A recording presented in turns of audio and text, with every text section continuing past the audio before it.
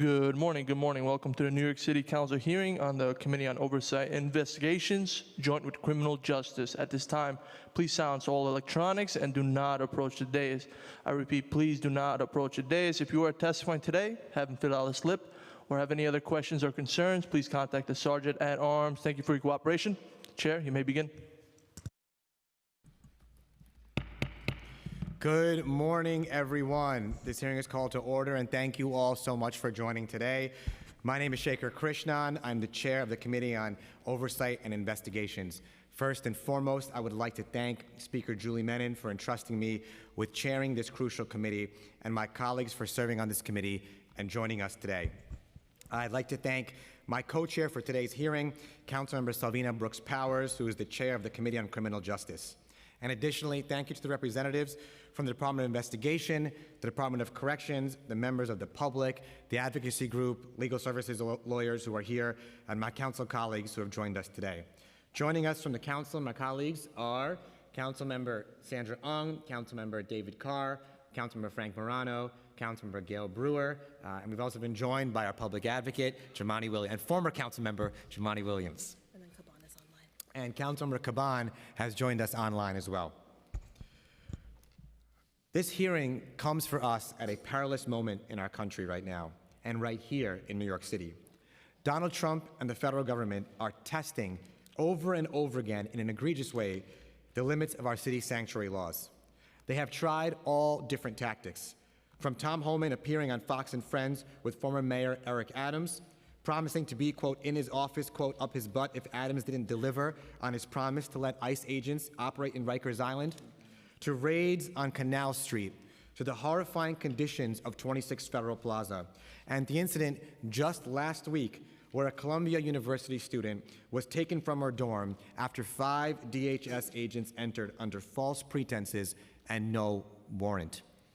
In addition, we have seen over and over again from communities across our city the raids and enforcement actions from ICE spreading fear and terror in our neighborhoods.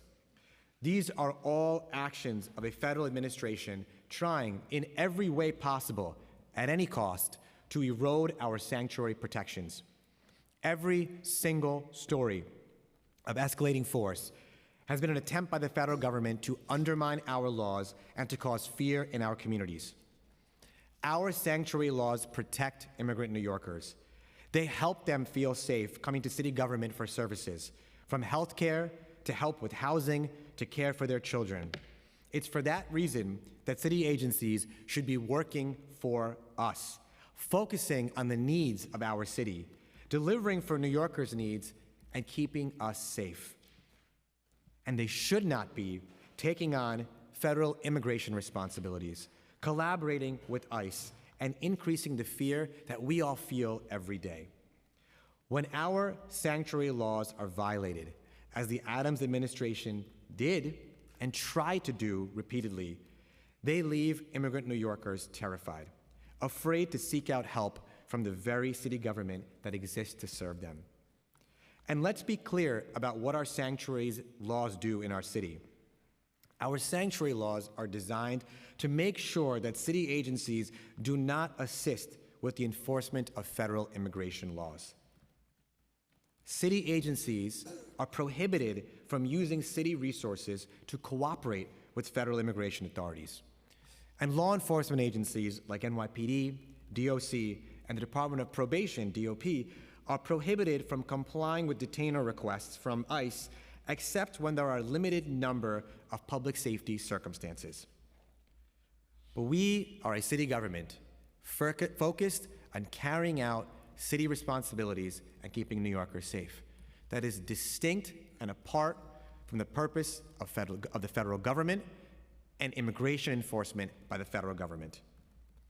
If New Yorkers feel like their city agencies are aligned with Donald Trump's mass deportation campaign, if New Yorkers feel like our city government is simply an extension of the federal government when it comes to immigration enforcement, New Yorkers, and especially immigrants, will not trust our government, and they will not accept help from emergency services, for example. I have seen this in my district alone. where residents displaced from their homes were too scared to speak with government offices or city agencies that were ready to help them. Where New Yorkers were too scared to leave their homes, take their children to school, attend parades for Lunar New Year, or break fast in their masjids during Ramadan because they may be harassed or taken by ICE. These are very, very real fears, and they are playing out every single day in our city, and it is unacceptable. Today's hearing is about reaffirming that our city agencies should be working for New Yorkers, not for ICE. This hearing builds on the work of prior Council Speaker Adrian Adams and Councilmember Gail Brewer, and to them I am grateful. Today, we will be examining the Department of Investigation's reports on agency compliance with New York City's sanctuary city laws, and holding agencies that have collaborated with ICE accountable for when they have violated those laws.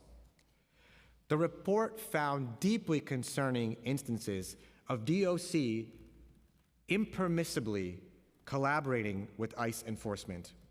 Corrections officers, as the DOI report found, violated the city's sanctuary laws through information sharing with federal immigration authorities about at least 2 individuals in DOC custody. In fact, this collaboration went so deep between DOC and ICE that one individual whose information was shared and who was apprehended by ICE was featured on a White House X post where they bragged about, quote, making America safe again, quote, with his deportation. This report from DOI finds that corrections officials had unwittingly breached the law because they also had not been properly trained on when and how to share information with federal authorities. Another report found that an NYPD officer had violated New York City sanctuary laws and that the NYPD does not fully comply, quote, with documentation and reporting requirements, end quote, regarding interactions with federal law enforcement. The DOI report made 7 recommendations as to how DOC and NYPD could improve its compliance with the city's sanctuary laws. NYPD accepted all of those recommendations. DOC, however, accepted some, but not others. It is time, under a new mayoral administration, that we correct the dangerous course charted under Eric Adams, our former mayor, when it came to the treatment of immigrants in this city. A crucial part of breaking from that past is to make sure the egregious actions of the recent past, the violations of city sanctuary laws, or the close calls never happen again. I know that this administration under Mayor Mamdani shares this vision, as does his newly appointed Corporation Counsel, Steve Banks. So at today's hearing, our committees will question DOI about its findings, the status of the agency's implementations of DOI's recommendations, and DOI's assessment of whether the NYPD and DOC are complying with legally mandated documentation, upholding reporting requirements, and properly training officers on how to handle interactions with immigration authorities.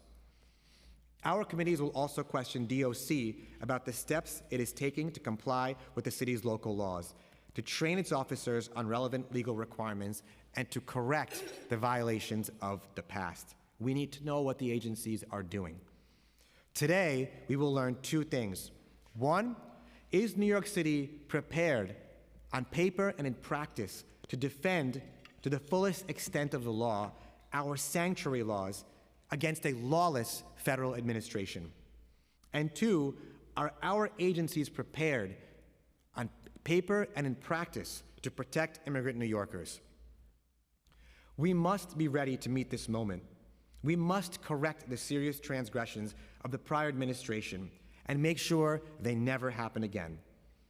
And above all, we must defend our rights and protect immigrants in our city so they feel safe. Before I conclude, I would like to thank the following council staff for their work on this hearing.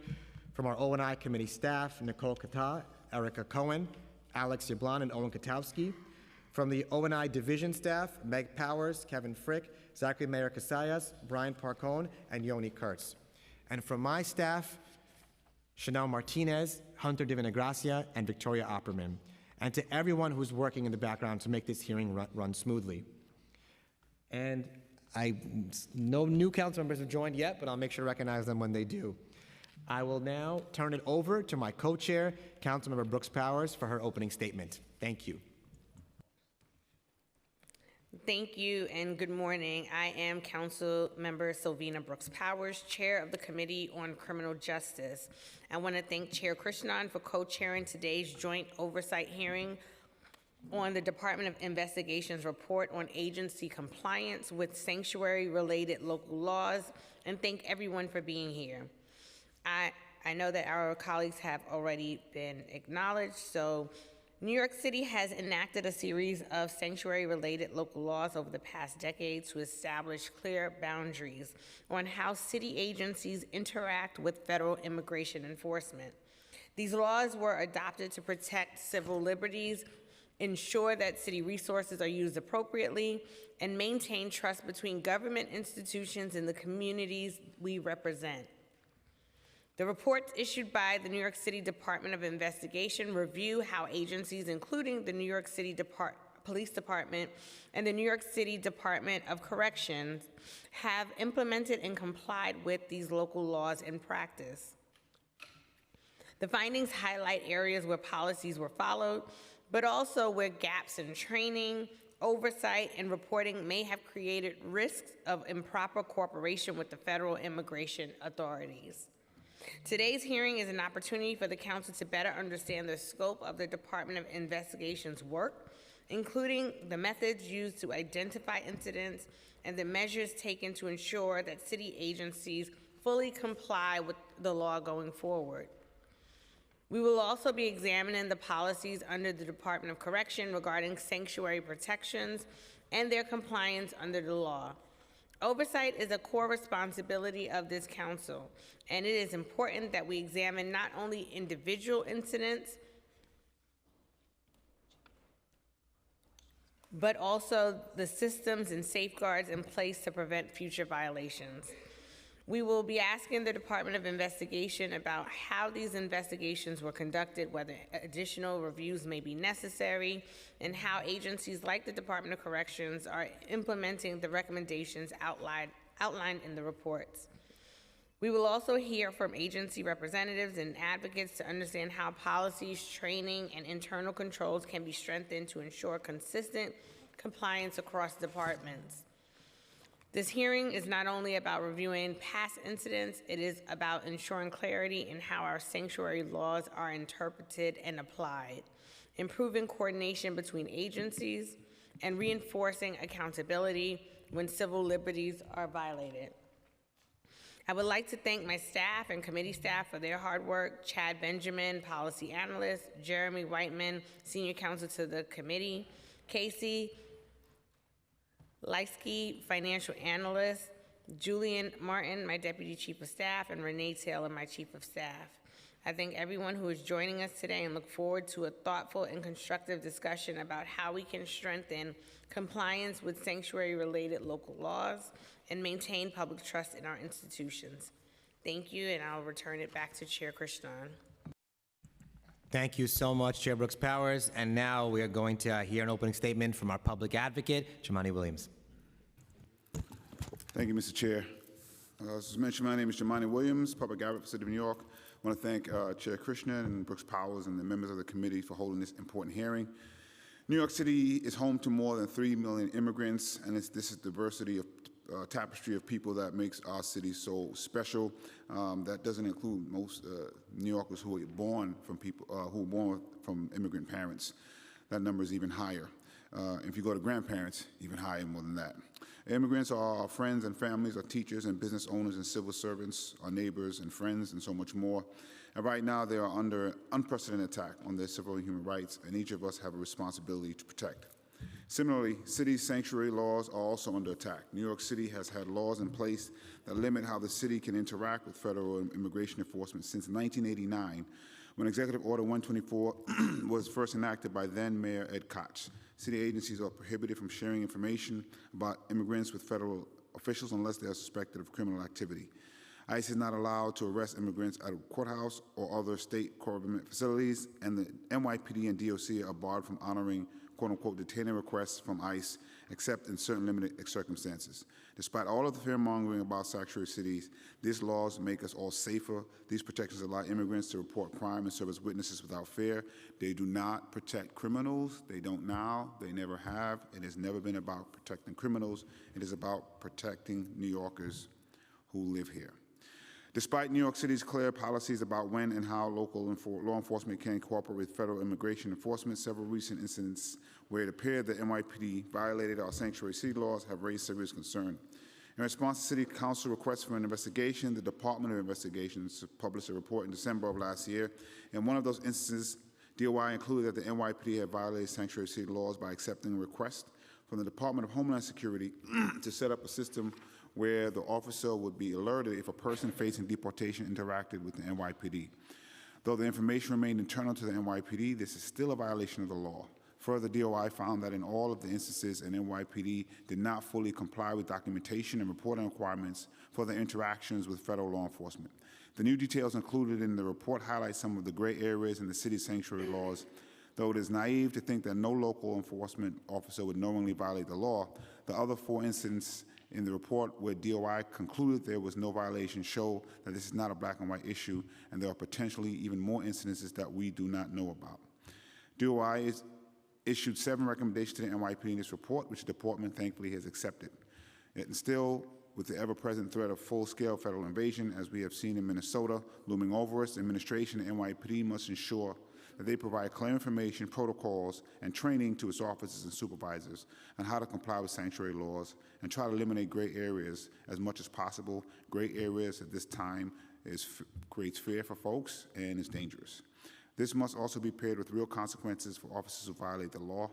Interaction with federal law enforcement is inevitable, and the NYPD, as well as DOC and other city agencies, should be fully equipped to follow sanctuary laws, and supervisors should be equipped to assist when officers have questions. As DOI points out in the report, all federal law enforcement agencies now have some hand in immigration enforcement, so there must be additional scrutiny on all collaborations with federal law enforcement. As I have often said, now more than ever, we must hold tightly to each other and not let go of anyone's hands. While we're seeing abhorrent behavior from the federal government, it is imperative that we hold ourselves to the highest standard. Just as importantly, hold each other accountable when there are missteps or willful acts of bad faith. As we've seen in last week with the Columbia kidnapping of a student, there's no lows that this administration won't, the federal administration won't step to, including lying. Every person in our city and in our country has inalienable human and civil rights, and we cannot let the inhumanity of this president erode our own humanity. And I'm very thankful that we have a new administration. The last administration was morally and ethically bankrupt, in my opinion, and was trying to welcome this federal invasion into our city. I'm very thankful that we have a new administration, a new mayor, who has a more moral and ethical thought and agrees that we should be protecting New Yorkers. And I'm hoping that we can get agencies to back that up with actions and accountability. Thank you. Thank you so much, Public Advocate. We've also been joined by Councilmember Alexa Aviles. As with my prior committee, I believe with this one as well, that in our public chambers, when we have a hearing, it is important to hear from members of the public, and not only for us as a city council to do so, but for the agencies and government officials who come to testify as well. I think that is an important part of making sure our government works better and serves all New Yorkers the way that we should. And I think it's a crucial component of oversight as well. So on that note, before we hear from our city agencies, I'd like to call up our panel of legal services lawyers who are doing this work on the ground every single day, to hear from them what they are seeing, what they are hearing. That panel, before we go over to our agencies, are from the Bronx Defenders, Rosa Cohen-Cruz, Sophie Dulcimer from Brooklyn Defender Services, and Sarah Venzulis from the Legal Aid Society.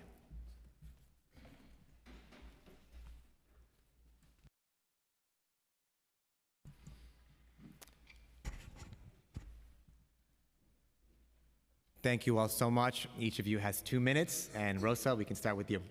Thank you so much. Chair Krishnan, Chair Brooks Powers, all of the committee members here today, thank you for having us here. And thank you, Councilmember Brewer, for initiating this investigation.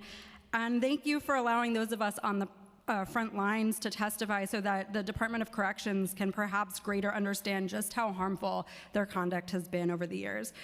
My name is Rosa Cohen-Cruz. I'm the Director of Immigration Policy at the Bronx Defenders. And in 2014, the City Council enacted these laws in recognition of a fundamental truth that when local law enforcement collaborates with ICE, it erodes trust and undermines public safety for all New Yorkers. And if you look at the hearing record from 2014, you hear from domestic violence survivors, gender justice organizations, public defenders, and members of the public who all shared that how critical it is to have these protections to ensure fairness, due process, and make sure that all residents can access agencies without fear. These laws have existed for more than a decade without real oversight and meaningful enforcement, and unfortunately they have been routinely violated, and one of the worst actors has been the Department of Corrections, which appears before you today. In February 15th, 2023, and again in December of just last year, we, along with my defender colleagues, testified about the many ways that the Department of Corrections not only has blatantly violated the law, including information obtained through the FOIL, which showed them illegally communicating with ICE using the hashtag #TeamSendThemBack, but also acting in ways that undermined the spirit of the law or obscuring their actions to violate the law. For example, undertaking the practice of slow walking our clients out when they had notified ICE that someone was going to be released. So even though under state law they're not allowed to hold people past the time that they would be released, they take on these actions to create delays. And when asked by the council or when submitting testimony about these delays, they repeatedly said that accounting for the timing would be too arduous for them. Just to make one last point, they've asked us to just believe them that they're going to follow the law, and the council has kind of continued to do so, and yet again and again we see violations. And at the 2025 hearing where we were aware of violations, the department failed to even show up to account for them. So we're at a moment where we need clear guidance. We need this kind of oversight to continue to really investigate. And I'm hoping that with this new administration, we will see the agency really act under the values that the new mayor has put forward. But I also do hope that this council will put forward an accountability measure like Intro 209, the New York City Trust Act, because unfortunately these assurances fall flat. We've been here year after year telling the same stories, the real harm to our clients. My very last point, and I know I'm at time, is there are two questions or two interpretations of law that I hope this council will ask the Department of Corrections to examine. One is what is their interpretation of law that allows them to transfer custody of individuals with the qualifying convictions without a judicial warrant being presented. They have testified in the past that they have transferred individuals but never been presented with a judicial warrant. That's from their own words. And I would like to know if that's still the case. And number two, they seem to read Admin Code 9131 to allow them to make transfers of people based on the instant arrest, even though the plain language of the statute says that the person shall not be considered to have been convicted of a violent or serious crime unless that person has a judgment entered against him on the crime within 5 years prior to the date of the instant arrest. So those are two interpretations that they enact, that two ways that they seem to be violating the plain text of the statute that I think demands greater inquiry. Thank you. Apologies for going over time. I appreciate all of your attention this morning. Thank you. Thank you all so much. My name is Sarah Vanzoulis. I'm the director of the Immigrant Justice Team of the Criminal Defense Practice at the Legal Aid Society. I'd like in my testimony to explain through the story of one of our clients why the recommendations in the DOI report are insufficient and why true accountability is needed. Because his client's been deported to a country where he feared harm and persecution, I'll refer to him with a pseudonym. Our client Brian. Sorry, do you mind moving the mic a little bit closer? Of course. Thank you. Sorry. Our client Byron was a young man seeking asylum. He was arrested after a fight between him and some other young people. His defense attorney negotiated a plea that would leave him with a youthful offender adjudication. The goal of this plea was to preserve his ability to seek humanitarian relief in the form of asylum and special immigrant juvenile status. While Byron was at Rikers with pending criminal court charges, ICE lodged a detainer against him. But despite the detainer, he was eligible for release from Rikers because the detainer law specifically exempts YO adjudications from the definition of a violent or serious crime. When Byron's defense attorney reached out to Doc for assurances that he would be released, as the law requires, they were non-responsive. The attorney even specifically asked Doc if they were aware that YO adjudications do not count as violent or serious crimes. And Doc's response was merely, "We will follow the law." Relying on that, we advised Byron that he was getting out of Rikers, and soon, since he was almost done serving his sentence. But rather than follow the law, Doc turned Byron over to ICE a day before he was to be released, and we still don't know why. Of course, we requested all the applicable files, documents, and communications between ICE and Doc, and any determination relating to his eligibility for release, but there was nothing in the file that explained why they turned him over. There was no judicial warrant, and there were no gang or terrorism markers, nothing. The two things that this exemplifies are lack of transparency and lack of accountability. First, there was a complete lack of transparency from Doc the whole time.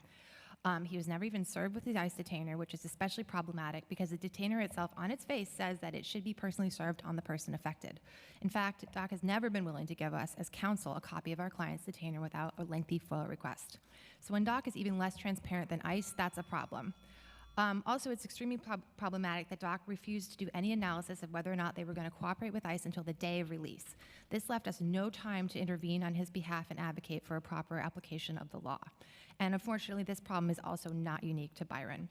In Byron's case, Doc refused to even engage with us about what the law means and how they interpret it, and completely ignored our analysis. We even asked them to confirm that they were aware that YO adjudications were protected, and they told us, you can file a FOIA request to get our guidance.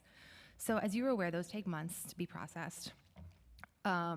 So, if we had known that this was going to happen, we would have done things completely differently. We would have been able to inform Byron what to expect when he was detained. We would have been able to tell his family that he wasn't coming home that night. We would have been able to make sure that he had phone numbers memorized and that his family knew how to get in touch with him and track him. We would have gotten him to sign releases so we could figure out why he was transferred. And we would have worked to make sure that he had a lawyer. Every step along the way is the opposite of transparency. Additional training and reporting are not enough. And finally, one really, really quick point I want to make is that, in his case, we were lucky. He stayed in the New York City area. He was able to get an attorney. Most clients, will be transferred now to Texas, to Florida. I was able to get him to sign releases. I got the Doc file, confirmed that Doc violated the law. Just ask that you conclude. Oh, soon yeah. if you can. But the point is, there's no incentive for Byron to do anything about this. He's in another country.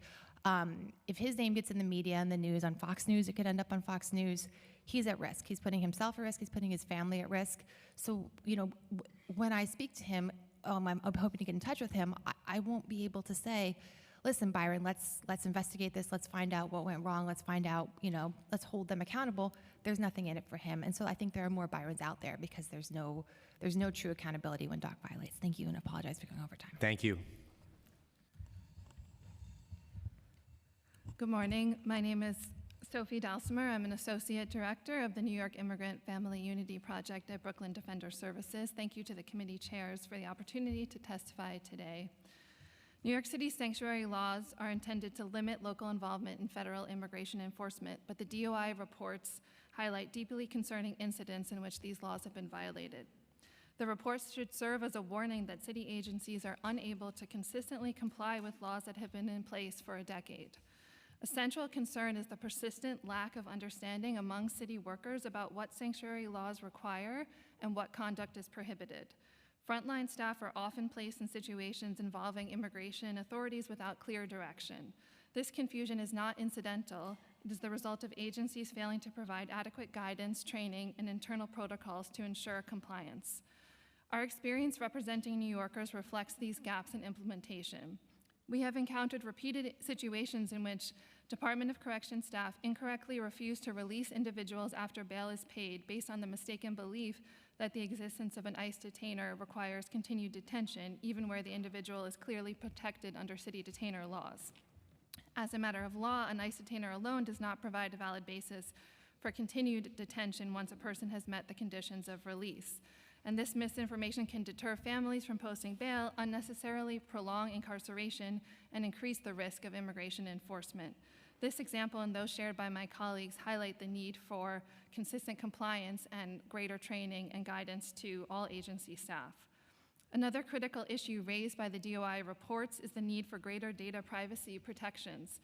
City agencies routinely collect and maintain large amounts of personal data through everyday operations, including benefits, housing, through NYCHA and law enforcement databases.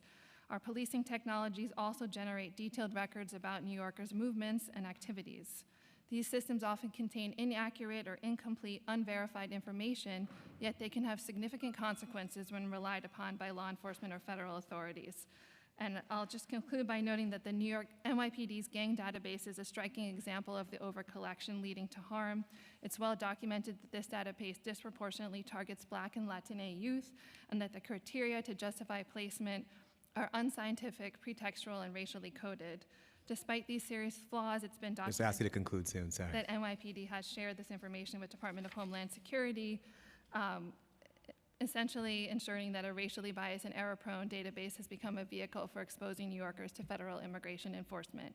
This council should enact new and strengthen existing policies that keep communities' personal data private. Thank you for your time, and I welcome questions. Thank you for your testimony. Just one brief question for Rosa, and I'm assuming speaking collectively for the entire panel here. Is it your testimony that these violations, both reported in the DOI reports, the ones that you've seen with your clients as well, does it make your clients, do you feel it makes immigrant New Yorkers feel unsafe coming to city government to access services far beyond whether in the criminal justice system, but everyday services from government? Absolutely. I think that's really at the core of what these laws are all about. We also, we know that there has, for example, been a decrease in reporting like wage theft violations because a lot of construction workers in particular may have vulnerable immigration status. And so even where the city tries to enact measures to make everyone, for affordability, to make everyone feel safer, those measures can't always land with immigrant communities because they hear about agencies violating the law. They hear about agencies like DOC, NYPD, and others sharing information, and it makes them afraid to go and report crimes and report harms against themselves. So not only is it undermining, public safety and our ability and everyone's ability to sort of engage in civic society, but it also is undermining some of the very critical agendas that this administration has put forward. Great. Thank you so much for your testimony, and we appreciate all of your work in the city too. Thank you. Oh, sorry, does anyone else have questions for this panel? No, I just realized. Sorry. Okay. We're good. Thank you. I also want to note that we've been joined by Councilmember Yusuf Salaam and Councilmember Kevin Riley. And now we will call up the representatives from Department of Investigations and the acting commissioner for their testimony, and I'd ask the committee counsel to swear in the witnesses once they're seated. Thank you, Chair Krishnan. We will now hear testimony from the administration. We will first hear testimony from the New York City Department of Investigation, Acting Commissioner Chris Ryan. Before we begin, I will administer the affirmation. Please raise your right hand. Do you affirm to tell the truth, the whole truth, and nothing but the truth before this committee, and to respond honestly to council member questions? Thank you. You may begin when ready.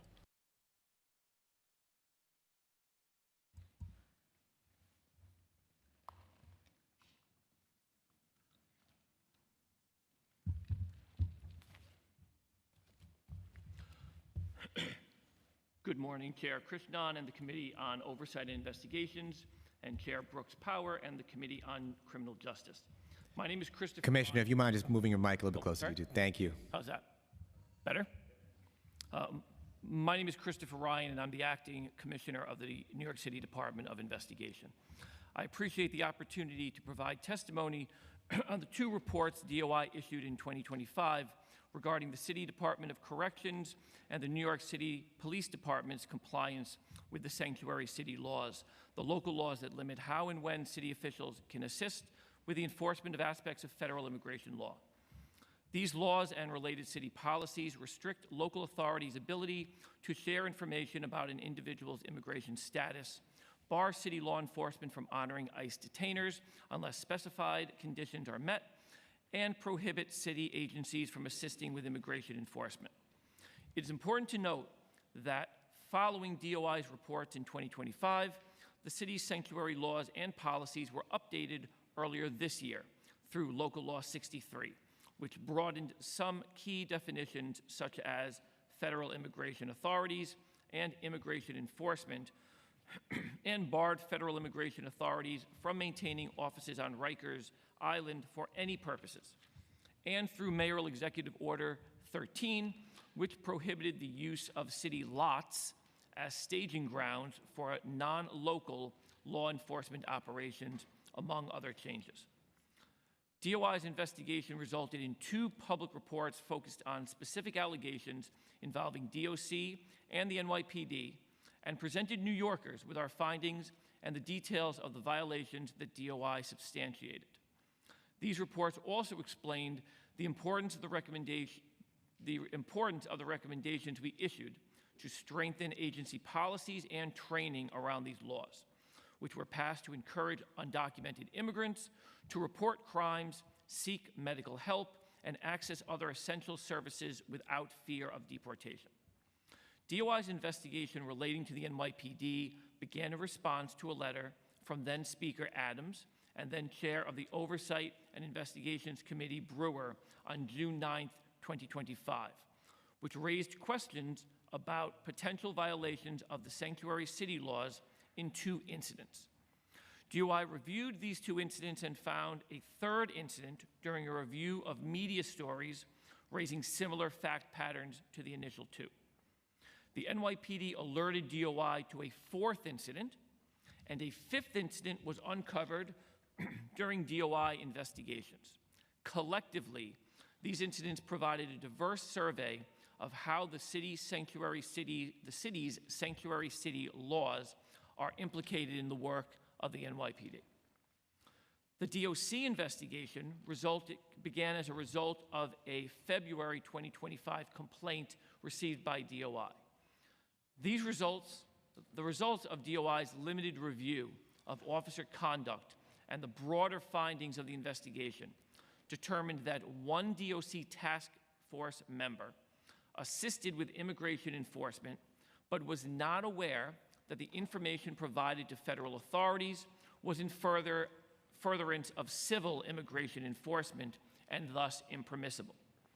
DOI also found that DOC was not training personnel on how to engage with immigration enforcement or officials, or issuing sufficient guidance about the city's sanctuary city laws. For both reports, DOI conducted focused investigations and issued recommendations to the NYPD and DOC so those agencies could take any necessary corrective actions and implement any needed measures to ensure compliance with sanctuary city laws that would prevent further violations. DOI also recommended that DOC and the NYPD conduct internal audits of their interactions with federal immigration authorities.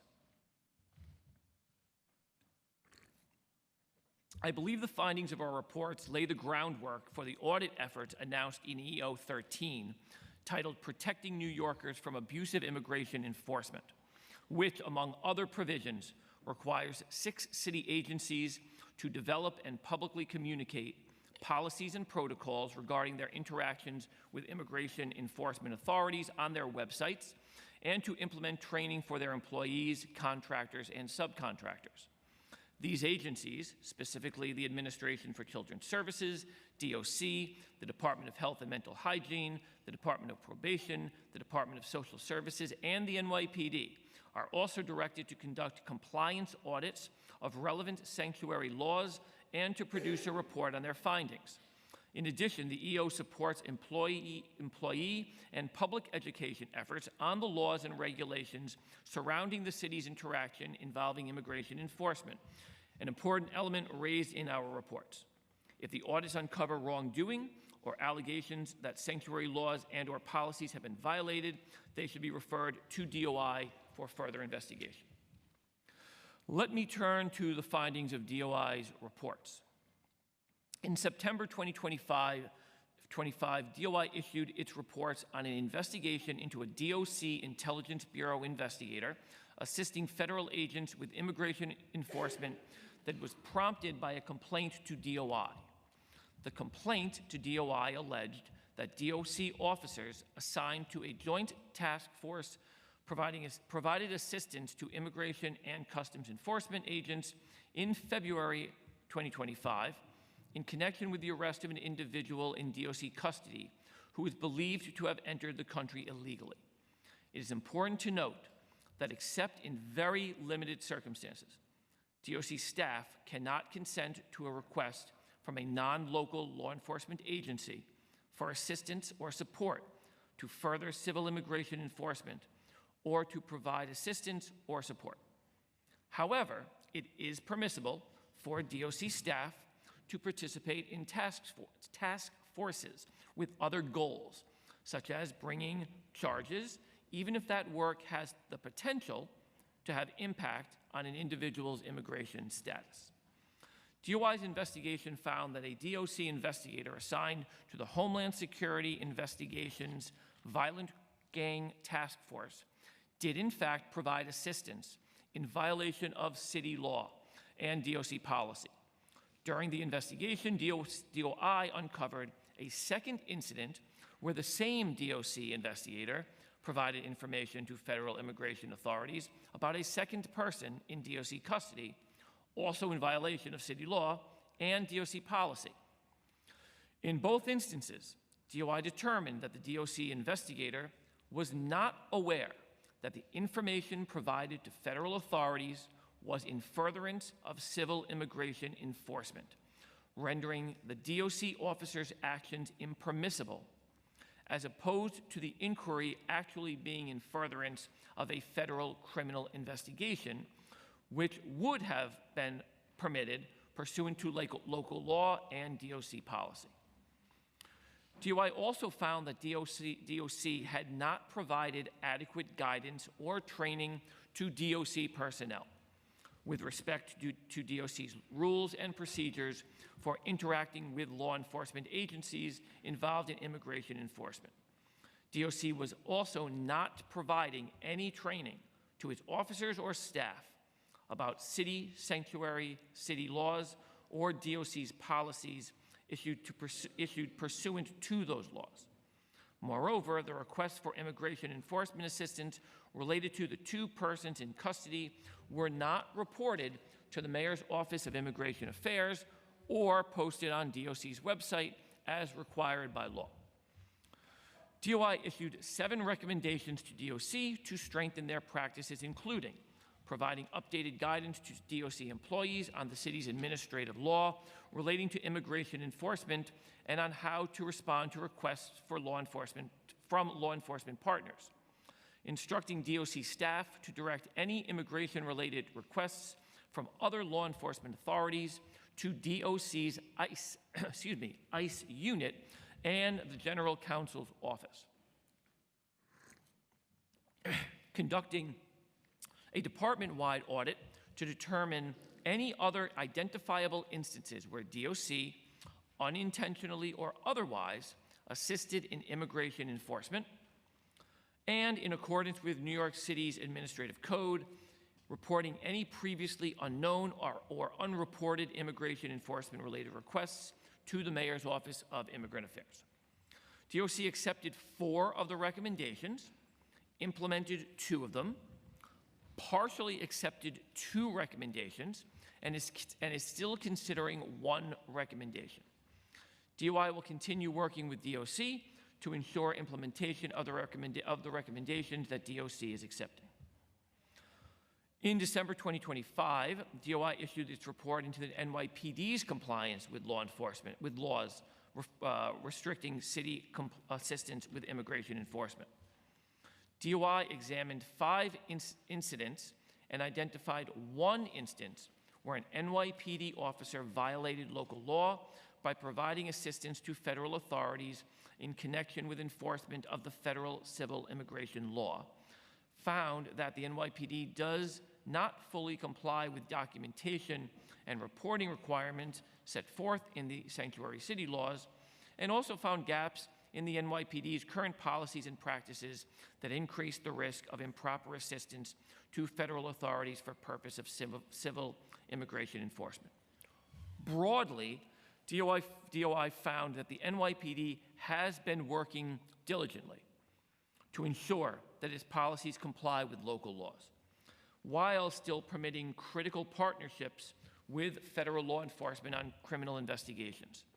DOI concluded that the NYPD's current policies and procedures, particularly as strengthened and enhanced by a series of policy reforms that the NYPD implemented in 2025, both before and after DOI began its investigation, comply with city law. As a result of the investigation, DOI issued 7 recommendations to improve the NYPD's policies and practices, which the NYPD agreed to implement.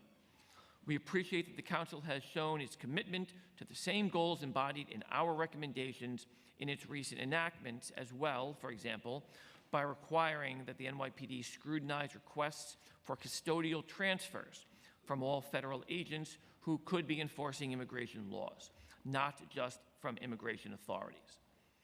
The NYPD recently reported that they are moving forward with their effort to implement our recommendations.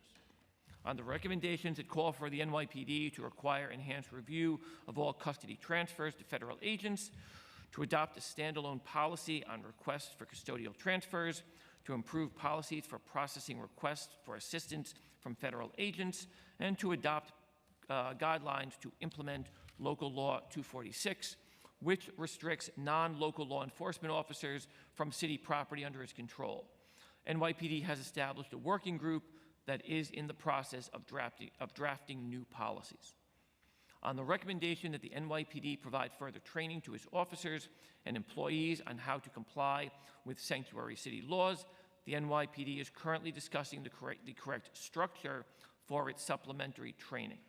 And finally, to better understand the NYPD's compliance with local laws, DOI recommended that the NYPD conduct an email audit of NYPD members assigned to federal task forces to ensure their compliance with local law. The NYPD has reported that the audit and a proper structure for that audit is under active discussion. Our reports provided much-needed transparency on incidents of concern involving 2 city agencies' compliance with sanctuary city laws, and offered numerous suggestions as to how compliance could be improved moving forward. I thank you, and I'm happy to answer any of your questions.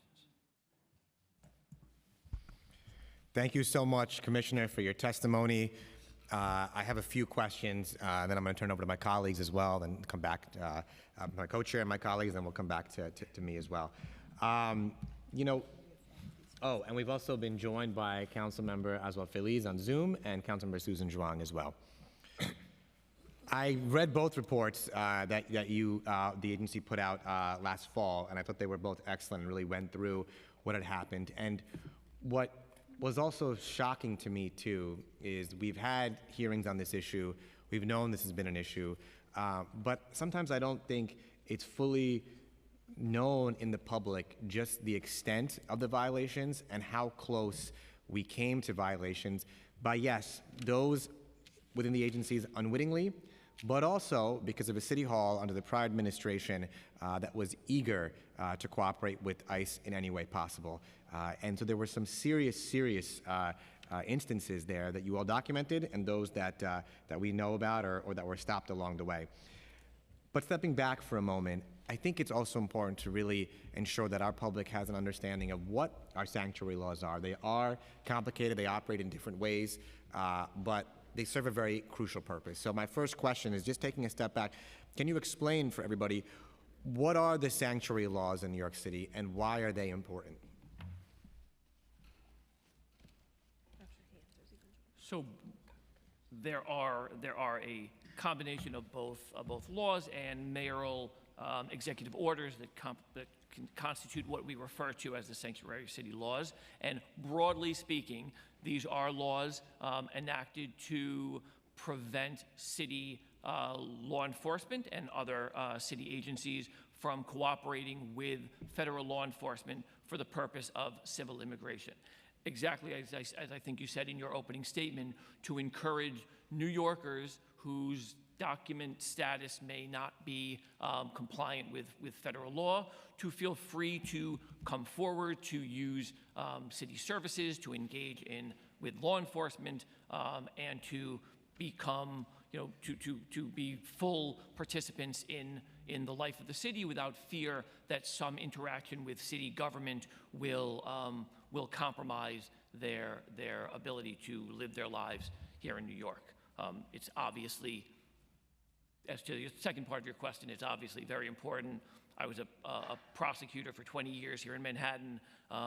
If in the criminal context, if witnesses do not feel comfortable coming forward, that would be a terrible consequence of people's fear of federal immigration law. And that was my follow-up question, is conversely, when the sanctuary laws are violated by city agencies, you would agree, right, that they would have a chilling effect on New Yorkers, immigrant New Yorkers coming forward to, if they're victims of crimes, to report to law enforcement crimes, if they need help accessing emergency medical services from government.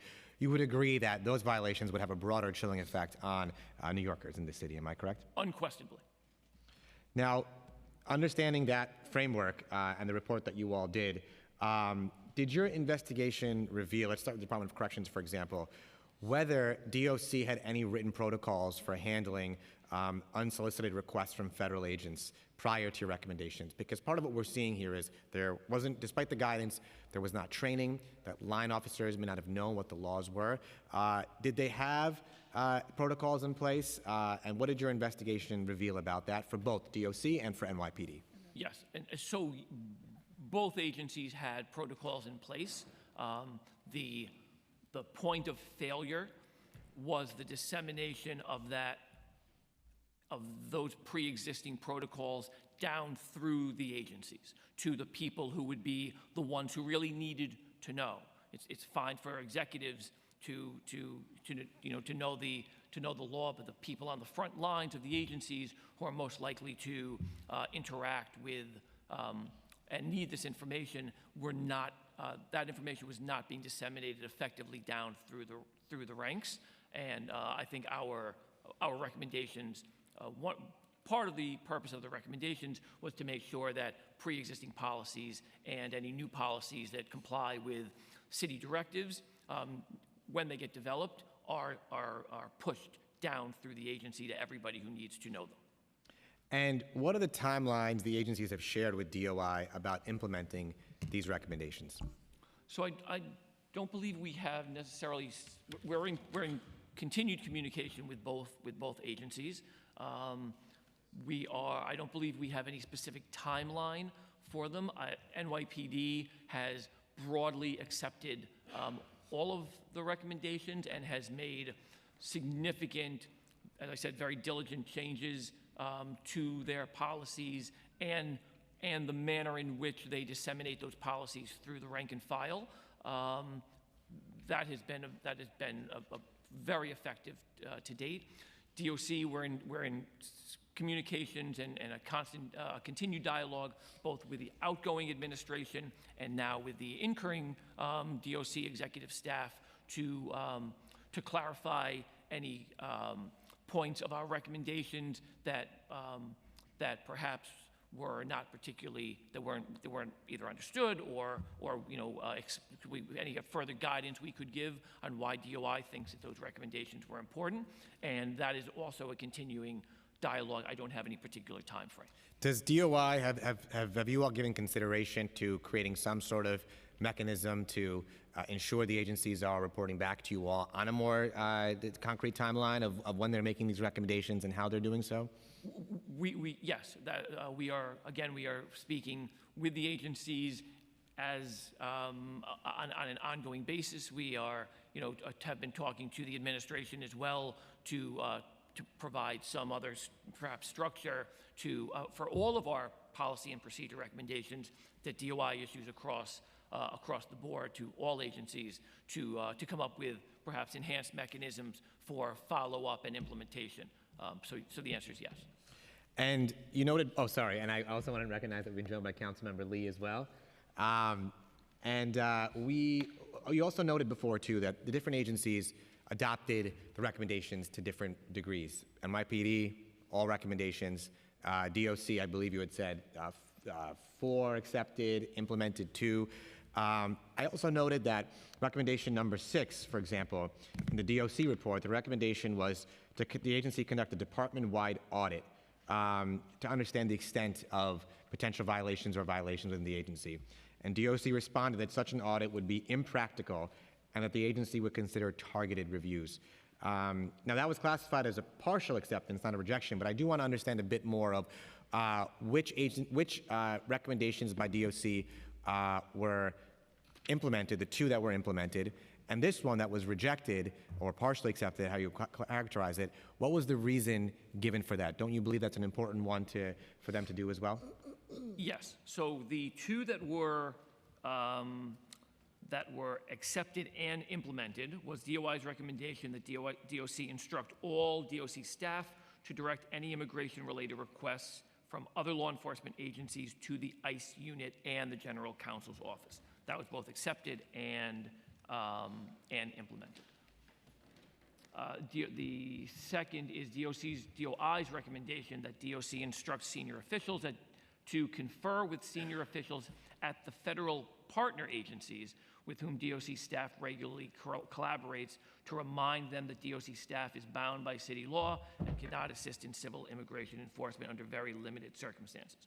Those were both accepted, and I believe those conversations have happened. As to number 6, the recommendation for a broader audit, I mean, I would refer you to DOC's general counsel for a specific answer to that. I believe it was something to do with the manner in which that audit would be rolled out. And I think in many ways that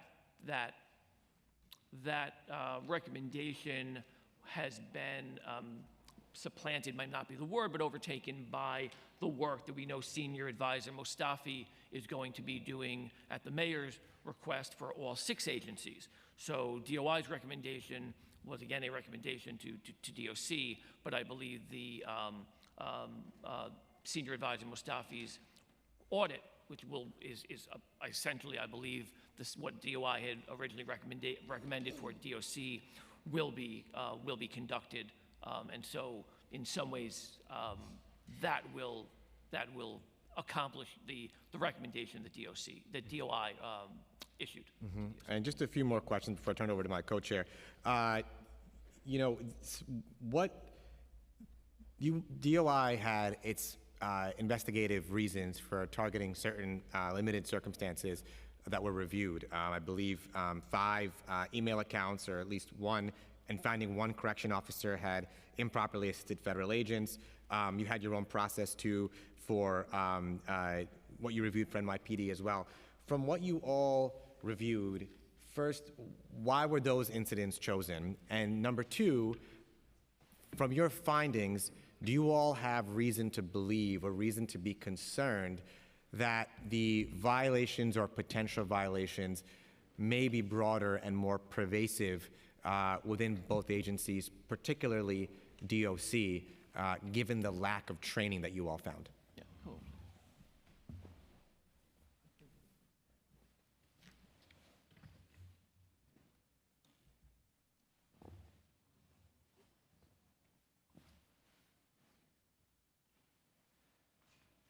Hold on, one moment.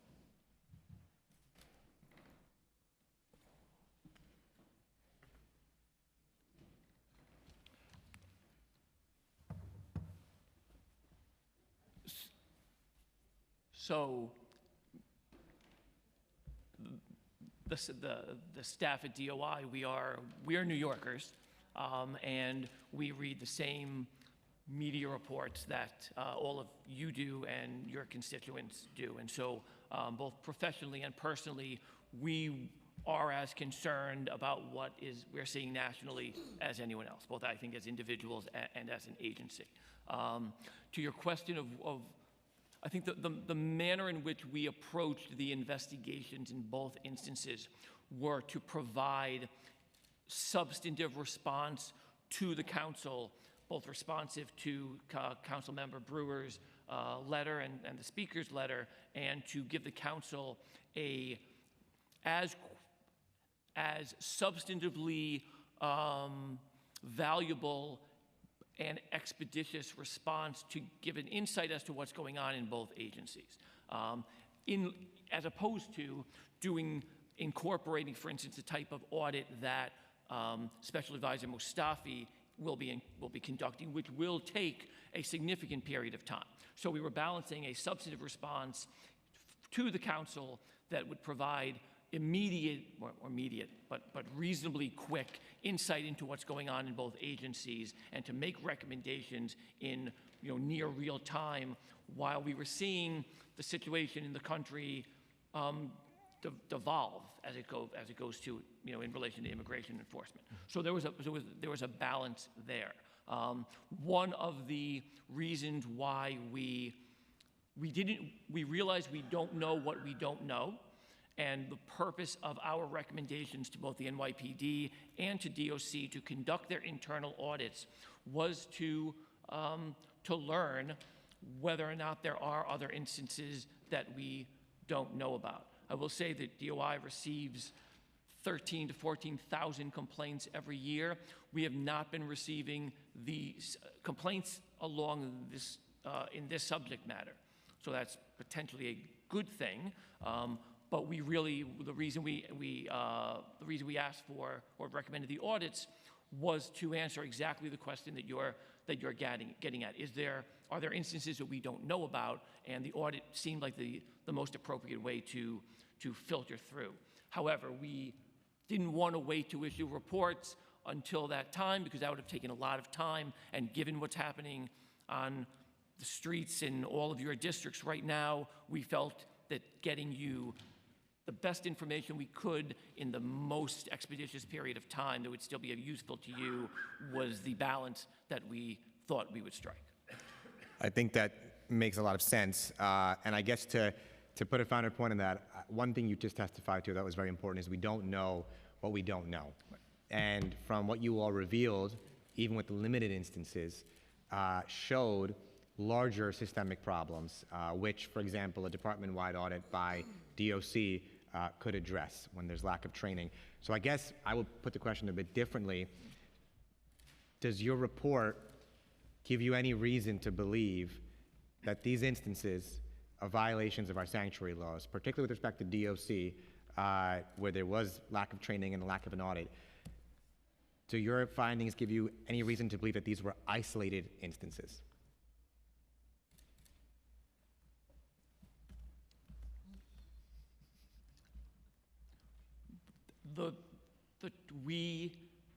We conducted a targeted investigation. I mean, I'm not trying to avoid your question anyway. It's a very hard question. You're a former prosecutor, so I know that you know exactly how to answer the questions and ask them. I mean, the odds that any inquiry conducted similar to ours would capture every instance, I couldn't come before you and say, I mean, just that's likely.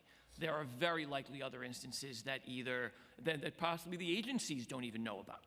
I mean, what we were looking at, and a lot of the information we were drawing was from relating to what was in some ways known within the agencies. But there's possibilities that there were other incidents that were happening that have not been captured. I think our goal was to give the agencies as much information as we could and as much guidance up front, notifying them of what we were seeing so they could see where the points of failure within their own agencies were and correct them immediately. So hopefully at this point in time, when I'm speaking before you, that the incidence of any further incidents would be either less or none currently. At the time, but at the time our reports were issued, I could not tell you that we had captured the universe of incidents. But the efforts so far made, particularly by the NYPD, have been really robust to get a handle on this and to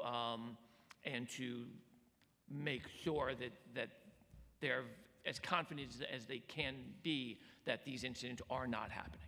That's Thank you. I'll now turn it over to my co-chair, Councilmember Brooks Powers. Thank you. Hello, Commissioner. Just a few questions for you. Has DOI evaluated whether there are technological safeguards such as systems access controls or logging that could prevent unauthorized information sharing by the Department of Corrections or NYPD with outside agencies?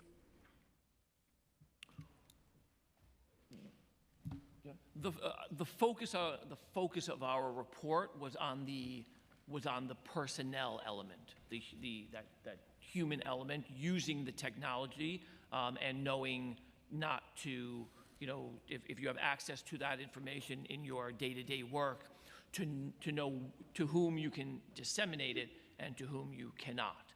We did not look at the technology or the systems themselves.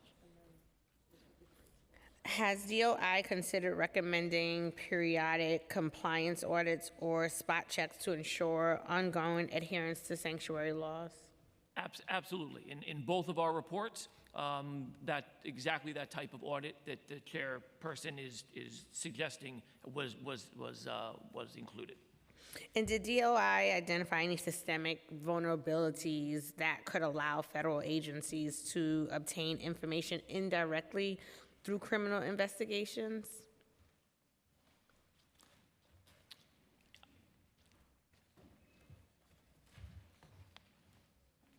One moment. So the sanctuary city laws as written prohibit the city from directly assisting federal authorities with immigration enforcement. The laws do not regulate the federal government's secondary use of information for another purpose where that information was initially provided to the federal government for a permissible purpose. So there's no control over that downstream use of information or secondary use of that information in both practice or in the laws that exist on the books today. Oh, thank you for that. That's a big gap that should be looked at.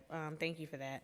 What safeguards exist to ensure that officers assigned to federal task forces within NYPD and corrections are not inadvertently facilitating civil immigration enforcement? Yeah, and that's certainly, as you have seen in the report, something that we saw based on a lack of certainty as to what information could be disseminated and to who.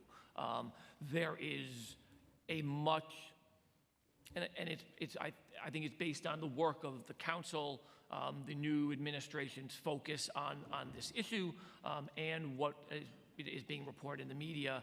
There is a newfound, I think actually an urgency within both agencies to make sure that their frontline staff are fully educated, fully trained on these issues, so as to prevent any further instances. So I think it's largely a training exercise that both agencies are in some degree of a process. I think they're focusing on the most likely, like the task force officers are typically the first one who would be encountering this. So I think in terms of rolling that out in both agencies, that's where they have both started. But I think they're both committed to training their entire staffs on these issues to prevent the exact type of concerns that the council, that the chair member has. Thank you. Does DOI stand by the recommendations in its two reports as comprehensive and sufficient for the Department of Corrections and NYPD? Or do you agree with the mayor that additional review is needed to suggest further revisions? I think based on the investigations we did at the time, our recommendations reflect the reports and the investigations at that moment in time. Obviously, that is September and December, respectively. A lot has happened in the world since then, and the mayor has certainly committed to ensuring city compliance with this.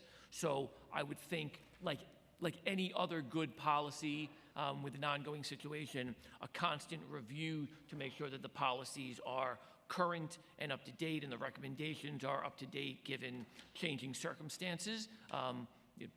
I never want to say anything is sufficient.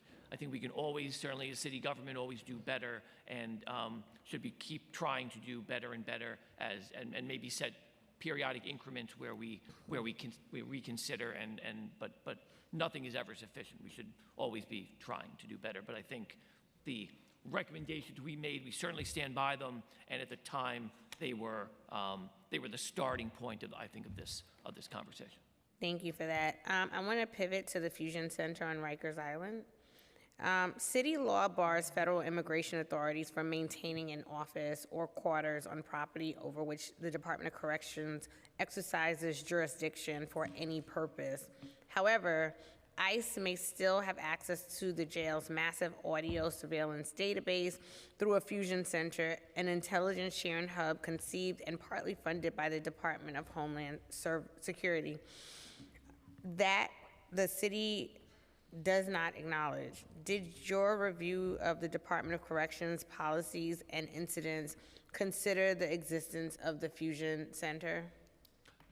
The Fusion Center was not a subject of our report, no.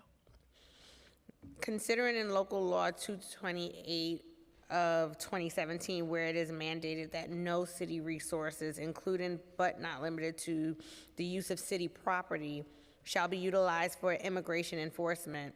If the Fusion Center exists, do you believe it would violate the city's sanctuary laws? I would not be in a position today to give you an opinion on that, and having not examined the present or nature of any Fusion Center on Rikers. Right, but what I'm saying is, considering that law, local law 228 of 2017, if there was a Fusion Center on Rikers Island, would that be a direct violation of the city's sanctuary law? If it existed. If a federal facility that was facilitating the improper, well, not even facilitating the improper use. I mean, the answer is probably yes, but without knowing more of the hypothetical, it's very difficult to answer. But if there is a facility that's operating on city property that is operating in violation of current city law, then yes, that would be a violation. And I think we could agree that that would be a violation of city law, considering that the law says that no city resources, including but not limited to the use of city property, shall be utilized for immigration enforcement. And so if we suspect, and if it does exist, a Fusion Center that is doing immigration enforcement, I would argue that that means that it's in violation. Yes. Do you agree? Yes. Okay. Thank you for that. Chair? Thank you, Chair. I'll now turn it over to Councilmember Carr. Thank you so much, Chair Krishnan. Commissioner, good to see you. Thank you for coming today and discussing your report. I just want to sort of get into a little bit what you were talking about earlier. You talked about the supposed virtues of the sanctuary city policies with respect to people being comfortable coming forward in a law enforcement context as witnesses and perhaps in other scenarios. But surely those sorts of benefits don't apply when we're talking to people who are coming into contact with the criminal justice system from the other end, right? People who are arrested, people who have trials pending and they're in Rikers, or people, many of whom may have actually been convicted in prior proceedings. So what is the harm to the city in cooperating with ICE in those circumstances, in your view? The current state of city law is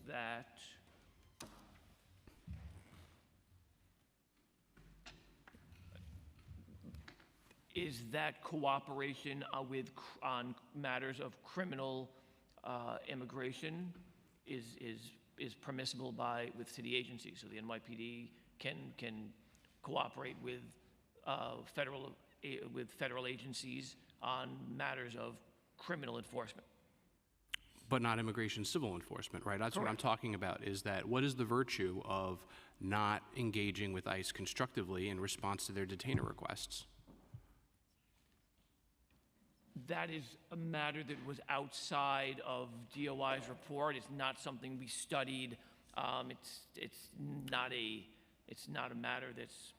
Well, you felt comfortable venturing a potential benefit in another portion of your testimony. Why not venture one now? What is the virtue of shielding these individuals from civil immigration enforcement when they've come into contact with the criminal justice system in a way that is not positive? Right? These are individuals that are arrested, they're awaiting trial, some of whom may have been convicted of past offenses. What is the virtue of the city shielding those individuals from federal immigration enforcement, in your view? Well, I think if you're talking about individuals who are actively within the criminal justice system, who have committed criminal offenses that could potentially lead to deportation, that falls within a widely already recognized area of permissibility with cooperation. If you're talking about simply someone who is, I mean, you're talking about it within the criminal justice process, so that puts it potentially squarely within federal criminal enforcement. That would not be civil enforcement. Yeah, but the I'm reason, understanding your no, you're not. I'm saying that ICE is seeking detainer requests for people for a civil immigration enforcement matter. These individuals have come into contact with the state criminal justice system, right, or city agencies. So they're not, the federal government's not per se enforcing a criminal matter, but they have an opportunity to engage with our law enforcement entities and take these folks into custody and then engage in immigration enforcement.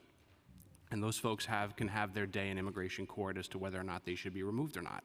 What is the virtue in the city shielding these people from that eventuality? That is ultimately a policy discussion for the council. That is a balancing. The council will set and the administration will set the parameters of what city law will be. The council and the city have set forth the laws as they are, and that's the law of the land. Whether certainly we could debate, the virtue of one virtue versus the other. We are looking at city law as it applies, or as the NYPD and the DOC complied with existing city law. We did not look at potential anything relating to what the council, respectfully, what the council member is. No, I respect that you're not a policymaker in this particular instance, but you ventured forth a benefit of the process or of the sanctuary city policy in another matter, and you're straining to come up with one now because, frankly, there isn't one. And these folks who come into contact with the criminal justice system should be handed over to ICE. And the legality of this local law that you're giving your report on is being litigated currently.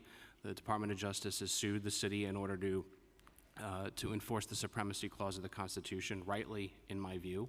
And so I think that the situation is that New Yorkers are rightly concerned. And again, I'm not talking about the situations that you referenced earlier, where folks may be going to school or engaging in city services or whatnot. I'm talking about the people who come into contact with the criminal justice system because they've been arrested for crimes. And there's absolutely no good earthly reason why the city of New York should be resisting federal detainer requests in those situations for civil immigration enforcement, right? So that's the point I'm making today, Commissioner, and unfortunately, I agree that you're not going to be the one to give us the answer. The federal courts are going to do that hopefully soon. Thank you, chairs. Thank you, Councilmember Carr. Before turning over to Councilmember Brewer, just a couple quick questions. Isn't it the law in this city that New York City agencies are not to assist federal immigration enforcement, barring limited circumstances? Correct. And isn't your role as the agency to ensure that the law is being followed? That's correct.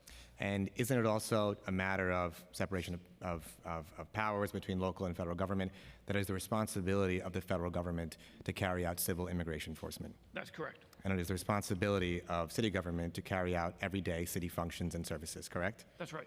And in those instances where there may be sharing of information between the city and federal government, the sanctuary laws that we in the city have passed years ago define explicitly those limited public safety circumstances, but they do exist, but limited public safety circumstances where such cooperation will be permissible. Isn't that correct? Yes, Senator Lewis? absolutely. There are areas delineated in the law to many ways to provide for the cooperation should it be necessary. Yes, that is in the law that's written. And isn't it also correct that your report, DOI's report, identified instances where those laws were violated? In other words, where instances outside of those limited public safety circumstances, information was impermissibly shared between city and federal agencies. Isn't that right? Yes, we saw that that is detailed in the report. And so isn't it also true that that raises a serious concern and risk that DOI also highlighted,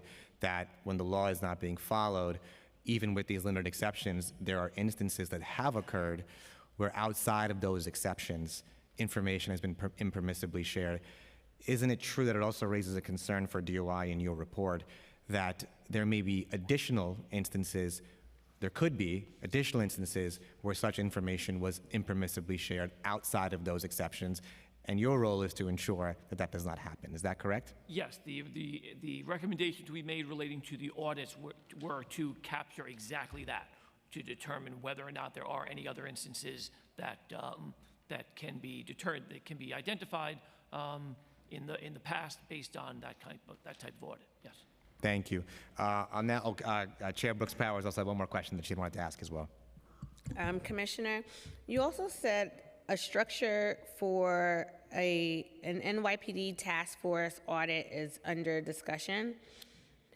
It's more than 4 months after your report came out and about a year since most events described in the report. Do you consider that kind of delay the NYPD accepting DOI's recommendation? Yes, my understanding is that the NYPD has been preparing and coming up with a methodology for doing that work. And I think, like as I testified earlier, I think this work will also dovetail with the new audits that the mayor has ordered happen at all 6 agencies. NYPD will be one of them. So whatever preparatory work they've already done for the audit will be included in the work that the mayor has detailed should be done, I think, under Senior Advisor Mustafi's office. And at what point do you consider delays a practical rejection, if at all? I guess it's kind of a you know it when you see it situation. I don't think that's even close to being the case. And a lot of the preparatory work that the NYPD for an NYPD audit had already been underway. Even I think at the time that DOI issued its report. There's an understanding of the work that needs to be done, and I believe it's being done diligently and in good faith. I don't think there's any foot dragging or delays at all. Certainly not the DOI has seen either in any of our conversations with NYPD. Thank you. Thank you so much, Chair. Now turn over to Councilmember Brewer. Thank you. I think 2 things could be true. We can love David Carr and Sanctuary City at the same time. So I just want to point that out. Agreed. Question is, first of all, congratulations also on your NYCHA report, which you just issued. Congratulations. With the issue of contracts, now that's not necessarily something that you looked at, but I'm interested, and I think the chair is also, the role of private contracts in all of this, because obviously ICE probably works with companies. I know, for instance, there are ICE rentals in our city. Those are with companies. So I just was wondering, in the investigation, although I didn't see it here, was there any situation where you found contracts, city contracts, ICE contracts, in any way, shape, or form playing a role either through the audits, your investigation, and so on? There was not, no. Okay. Second question is, I think maybe you discussed this a little bit. We're talking about correction and NYPD. Any other agencies that have come to light in this investigation working with ICE? No, these were very tailored to those two agencies, both based on the report, the referral from your office Yep. and from the former speaker and from a DOC complaint. We did not look at any other agencies. Okay. And so I know we talked about the audits quite a bit. So but with both agencies, again, we don't know the timeline, that's what you said. But what do you hope to get out of the audits? What do you think they should be included, et cetera? I mean, I think both audits were intended to be a review, a retrospective review, to see if there's any evidence of what the chairperson had alluded to earlier. Could there be other instances that simply no one has uncovered yet? I think one of the ways that DOI thought would be an effective approach to that would be to look at email, for instance, in the NYPD context, within the communications between task force members, to see if there were any requests being made or anyone in the NYPD had received either an email request or referenced in email requests from the federal government that they were either concerned about or that were improper. I think that was a kind of a first step that would be a very discernible way of approaching, that type of investigation, whether or not there's any email traffic relating to investigations. And correction, same thing, or Corrections, same idea? the same thing. idea. I think the corrections audit, we didn't necessarily mandate how the audit was to be affected. I think the NYPD focused on the email of task force officers as its first phase. I don't believe the DOC has concluded exactly what the focus of the audit will be, and I'm not quite sure what the new audit as mandated by the mayor, exactly how that's being structured, whether that's similar or broader, narrower. We hope to learn more about that once that begins to get up and running, and hopefully DOI can be an effective partner. So when I'm on the street, the officers, PD, I'm mostly with, they know for sure, do not coordinate with ICE. I got that. These federal task forces have existed for a long time because you have to collaborate, coordinate, blah, blah, blah. So how do they operate? I mean, this is a different time.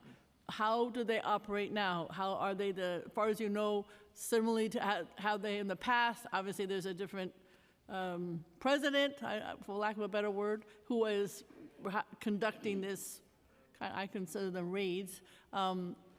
Do they operate differently to the best of your knowledge? Similarly, I mean, when you're talking to your friend who's an ICE employee and you're a PD, you have to keep your distance, but you still have to coordinate, I guess, for safety of the country. So I don't know, how do you think, is it different? Does it work similarly? Do you have any recommendations how these task forces should work? I know it's not necessarily PD to do this, but I just didn't know if you had any suggestions. Well, I mean, obviously not part of the reports that DOI issued. Right.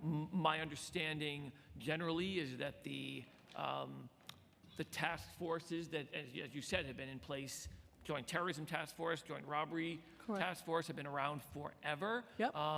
The hope is that the purpose that is in the name of the task force, or HSI's Violent Crime Task Force, that they are true to the name of the task force and don't stray from that mission to keep the country safe from all sorts of different topics that they were established for. I think the concern is, are they doing that? But the structure is the same, and I can say that the NYPD has put in place safeguards to ensure that their officers and detectives are not being asked to engage in practices that would be in violation of any sanctuary city law, and those safeguards were both very intelligently designed and seem to be implemented well.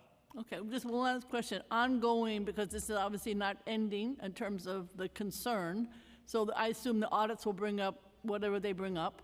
but do you have some suggestions as to ongoing? Maybe it's the mayor's executive order. What is it that can make sure that what you provided, what you found, gets A, addressed, but B, doesn't happen again in the future? Is it more audits? Is it more, in my opinion, people don't have a clue what sanctuary city means. That's relevant. But any suggestions along those lines? How do we maintain the recommendations that you made and others that probably will maybe discovered in the audits? I think we'll know more about that after the results of the audits.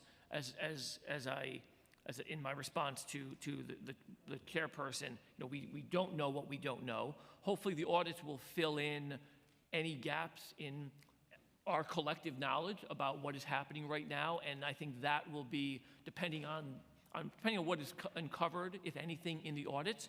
I think will give us a better sense of the intensity or severity of the problem, and whether or not if we see a problem persisting, and then since DOI's reports have been issued, the agency's taking corrective action. If we kind of see some change in practice or change in frequency, I mean, I'm kind of speculating, Right. But I think we'll know more once we see the audits and can see if we can see the patterns going in the right direction. I think that would be a good sign. Okay. I mean, one of the issues is that they lie. I mean, the situation at Columbia with lying about a child in the dorm was challenging. So, I mean, I don't, if the cops are told X is a child there, and it could be something that they need to be involved in because it is relevant to them, but you're getting a false information from ICE, it makes it hard to blame the cops for that. But so that's an example of just the worst of the worst. Hopefully, that doesn't happen all the time. Thank you. I would like to acknowledge that we've also been joined by Councilmember Narcisse, and next we have Councilmember Zhuang. Thank you, Chair. Thank you, Commissioner, to be here. I have a question. Probably a lot of people in the public are curious about this situation also. The Cornell Street raid last year in November, NYPD and ICE showed up in the same time. And a lot of reporters, actually journalists, confirmed to my team that they got tipped off by NYPD about the Cornell Street raid. Is that any coordination between NYPD and the ICE in that situation? Did you guys do any investigation about that situation? That was not the subject of our investigation. We did not look into that incident. Okay, that's my question. Thank you, Councilmember Zhuang. Thank you. Sorry, did you have more? No. Thank you. And we're joined by Councilmember Narcisse, which is probably already said. I just have a few more questions, then we turn it over to Department of Corrections for their testimony. Councilmember Brewer and Chair Brooks Powers also hit this point too, but Local Law 228 of 2017 prohibits the use of city property for immigration enforcement. And there are concerning instances where that might be happening or is happening. The Hudson River Park Trust, this has been reported in the news too, operates on city-owned land. Has the DOI considered investigating whether their contracts allowing ICE use of the piers violates the spirit or the letter of the city's sanctuary protections?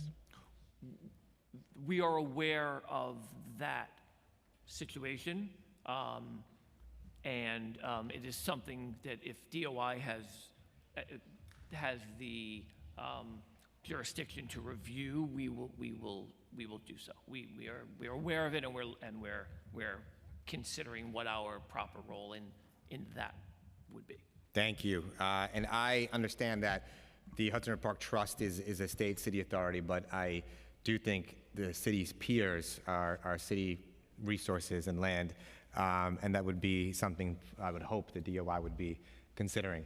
And I should also add that we are hearing my legislation soon in the Immigration Committee about prohibiting the city from contracting with ICE because there are clearly gaps that are coming up that we're seeing very clearly need to be closed, especially at this moment.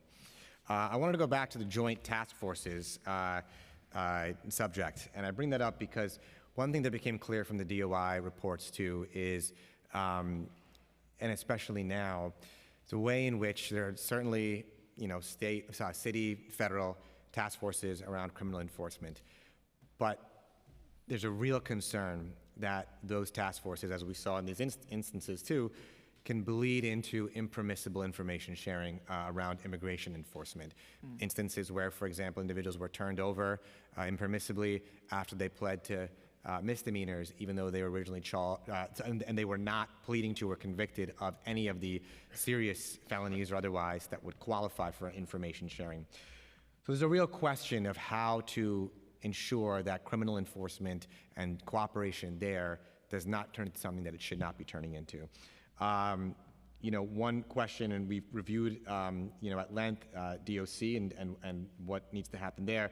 But with NYPD task forces, do you all have a sense of how many NYPD officers are currently assigned to federal task forces that involve agencies that also have immigration enforcement authority? I don't have that number. That is certainly something we could get back to the council with, or if you refer to the NYPD as well. If you do have that information, it'd be helpful if you can track it from NYPD as well. And do you all know, has NYPD conducted any internal reviews following your report about task force assignment, the risk assessment there, and what safeguards to put in place so there is no inadvertent facilitation of civil immigration enforcement? Yes, certainly the NYPD could give you a better understanding of with exactly what they're doing. But our understanding is that the NYPD has put in a series of controls, elevating requests for information from the NYPD, elevating it from the task force officer up to a supervisor. So before any information is shared between a potentially federal immigration authority and the NYPD, there is a conversation between a NYPD supervisor with the supervisor from the federal authority, asking, as far as we can tell, the right questions to kind of, as opposed to task force officer and task force officer from different agencies. That is both, the NYPD has proactively elevated that up to a supervisory level, which is a very intelligent and well considered risk management measures. Obviously, they're trying to manage the risk and reduce the risk, but elevating it up to that management level seems like a seemingly very intelligent control to put in place. Mm-hmm. And on the topic of agency reporting requirements, is it your interpretation that Local Law 228 of 2017, that NYPD, DOC, DOP are required to report the same information as every other city agency on an annual basis, above and beyond the reporting required in the detainer laws? Would you agree that they're all subject to the same reporting requirements?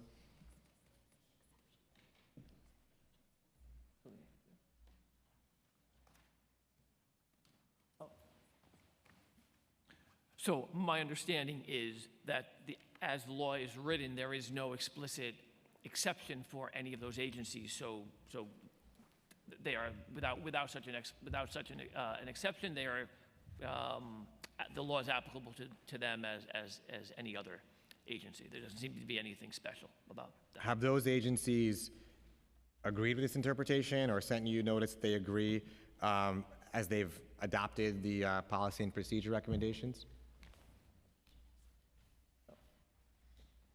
I don't believe we've had those conversations. We'd have to refer that back to the agencies. Sure. Well, that concludes our questioning for you. Thank you, Commissioner. Oh, sorry. Councilmember Narcisse has questions. Thank you. Almost done. Very, very quickly. I'm not going to take you long. Knowing the city of New York, how complex that we are, right? We want our community to be safe. We want the immigrants to be safe, and we need fair treatment. How your agency balance those priorities in practice? I mean, as the city's Inspector General, DOI provides oversight over the agencies on a variety of different matters. We take referrals and very seriously, whether they're complaints from communities in our outreach efforts, or or through the council as your constituents raise issues to you. But I think the way we manage our oversight responsibilities across the city, across all the agencies, we try to find that proper role of working with the agencies to make their service delivery better, to examine how they're engaging with their communities, and to make sure that everything is done in a professional, fair way that avoids risks of corruption and fraud and abuse. So we are certainly supportive of all the city agencies, and at the same time, we provide meaningful oversight. If we see any issues beginning to brew, we try to provide the kind of guidance and to the city agencies to get them through our policy and procedure recommendations to get them effectively working for their constituents. I don't know if that answers your. Sort of. I know that my colleague Gail Brewer probably talk about the agency. Do you have enough staff to actually do the work? As a matter of that, one of the biggest supporters you have in here, always talking about the importance of giving you the support that you need, to do your job. So, Sanctuary City always are very confusing things for a lot of people. From your perspective, can you describe it from your understanding, what the specific that you do? What we do No, for Sanctuary City. Oh, so sure. So sorry, I apologize. When we refer to sanctuary cities, we're talking about a series of city council laws and mayoral orders that govern the manner in which city agencies are able to interact with federal immigration authorities and limit the city's ability to participate in any activities that would be considered prohibited activities relating to civil immigration enforcement. It's a body of laws that govern this entire area, and we're periodically see new laws added and new mayoral executive orders added, but it is that body of law that safeguards communities and allows people whose immigration status may be either in flux or otherwise from enjoying the life here in New York that we all want to enjoy without the fear of an interaction with a necessary city agency causing them to be impacted with federal immigration enforcement. That's where things collides for us right now. So I'll yield back to my chair. Thank you, Chair. Thank you so much, Councilman Narcisse. Thank you, Commissioner. Appreciate all your great work and your testimony today, too. Thank you. I appreciate it. Thank you. Now we'll be calling up representatives from the Department of Corrections to testify, and I'd ask the committee counsel to swear them in once they are seated. Thank you, Chair Krishnan. We will now hear testimony from the New York City Department of Correction, specifically James Conroy. Absolutely, yes.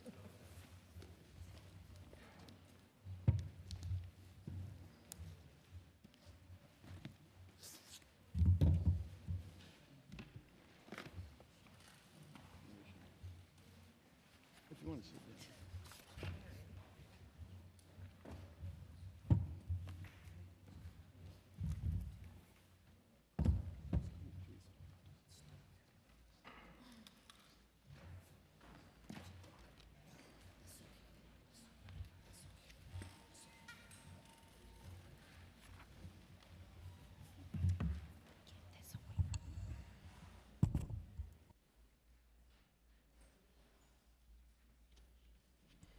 Before we begin, I will administer the affirmation. Panelists, please raise your right hand.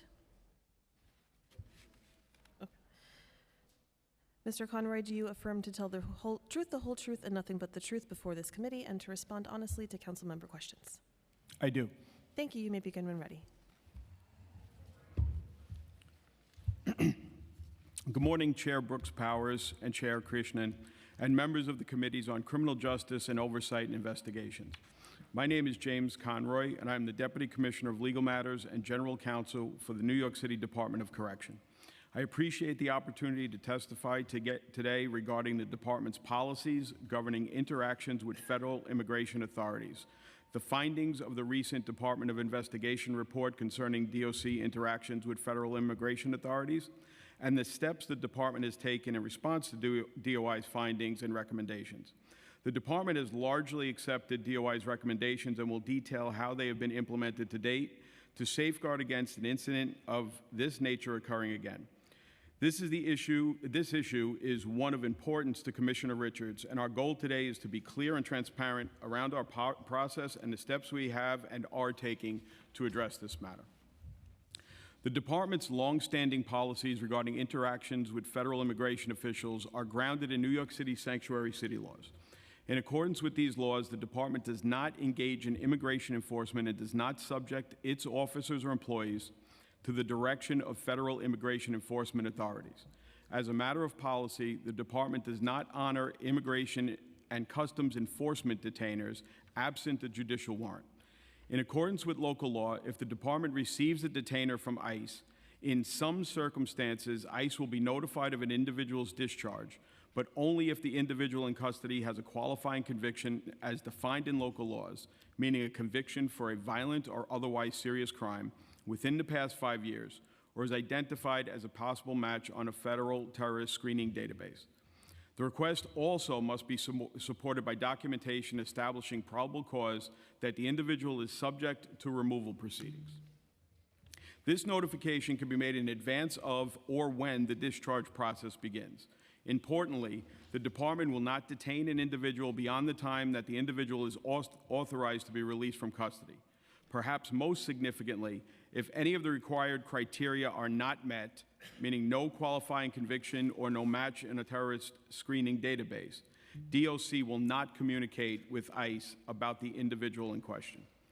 The Department's public reporting for the fiscal year reflects that cooperation under these narrow circumstances is infrequent relative to the number of detainers that are lodged. Between July 2024 and June 2025, federal immigration authorities lodged 595 detainers and 19 individuals were transferred to federal authorities. This may be better illustrated through our calendar year statistics, however. In calendar year 2024, the Department recorded 403 detainer requests. Of those, there were 18 transfers. In the calendar year 2025, the Department recorded 895 detainer requests, and of those, 25 individuals were transferred.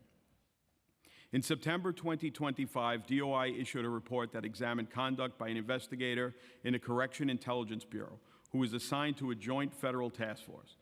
DOI found that in 2 instances, the investigator inadvertently provided information about individuals in custody to federal immigration authorities in furtherance of civil immigration enforcement, despite that no detainer meeting the statutory criteria had been presented in connection with the individual.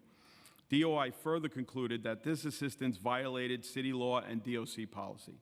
In its findings, DOI found that the investigator did not understand that the assistance was being used for civil immigration enforcement rather than a federal criminal investigation, and that the department had not provided sufficient training, guidance, or oversight to ensure that staff, particularly those assigned to federal task forces, could reliably distinguish between permissible coordination and impermissible civil immigration assistance.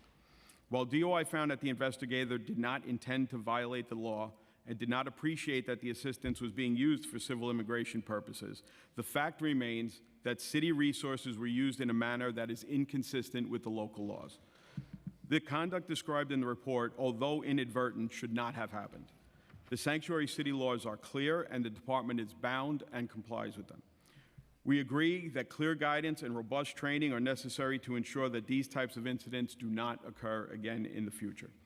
DOI issued several recommendations to prevent this type of incident from recurring. Recommendations include that DOC provide updated guidance and in-person training on applicable city law and department policy, clarify and streamline internal procedures regarding communication with federal partners, and assess whether any other instances of unauthorized assistance occurred, among other things. The department has accepted the core recommendation as has already taken concrete steps to implement them. The first 3 recommendations made within the report relate to providing updated guidance and training on city law and policies, and specific guidance on how to respond to requests from law enforcement partners and immigration-related requests. In response to those recommendations, the department's legal division conducted in-person training for relevant units that are most likely to have contact with federal law enforcement partners. Training was conducted in April and May of 2025. The training reiterated obligations under local law and DOC policy, as well as proper communication protocols with federal immigration authorities. Additionally, since that time, the legal division has provided a training on this topic at each of the department's leadership training courses for newly promoted captains and assistant deputy wardens. DOC is continuing to explore opportunities to expand training to additional personnel. In addition to the trainings, an agency-wide teletype was issued, which was read to personnel over 21 consecutive roll calls, reiterating the internal policies regarding interactions with federal immigration authorities remain full and effective and must be strictly followed, and that any immigration-related requests must immediately be referred to the DOC ICE unit and the DOC legal division. DOI also recommended that senior DOC officials coordinate with senior federal agency officials about limitations set forth in the city laws. DOC leadership has already met with senior officials and other agency liaisons at federal agencies with whom its staff regularly collaborate. DOC will continue to engage federal agency partners on these issues and reiterate its commitment to ensure practices comply with all applicable laws and policy. As recommended, DOC also reported previously unknown interactions with appropriate city partners for public reporting purposes. Finally, DOI recommended certain policy changes as well as an agency-wide audit. While DOC has partially accepted these recommendations at the time of the report's publication, the department is currently working to implement Mayoral Executive Order 13, which requires an audit and review of all agency policies and practices as it relates to interactions with federal immigration authorities. The work is underway, and the outcome of this collaborative assessment will guide future policy and training, which will be made publicly available on the department's website. The Department of Correction is committed to the goals of upholding public safety and protecting the safety and security of all individuals in custody, as well as those working within the city jails. To be clear, those goals do not include enforcement of immigration laws or in any way engaging in conduct that is inconsistent with this city's sanctuary city laws. We are grateful that these incidents were reported to help us ensure that we are addressing any gaps in the implementation of our policies, and we remain committed to the implementation of these laws and open to hearing from families, lawyers, elected officials, and others about issues and challenges as they arise. Thank you. I'm available to take questions. Thank you. Thank you so much, Deputy Commissioner, for your testimony and for appearing before us today. I have a few questions, and I'm going to turn over to my co-chair, and then I'll come back and ask more after my colleagues ask questions, too. Sure. I appreciate your testimony today because I think we are at a very crucial and concerning moment now. One of the themes that we keep hearing from advocates, and we're seeing in the council, is that this is not a new issue with DOC as well. If there have been instances in the past, in the recent past, those reported, those likely not reported too.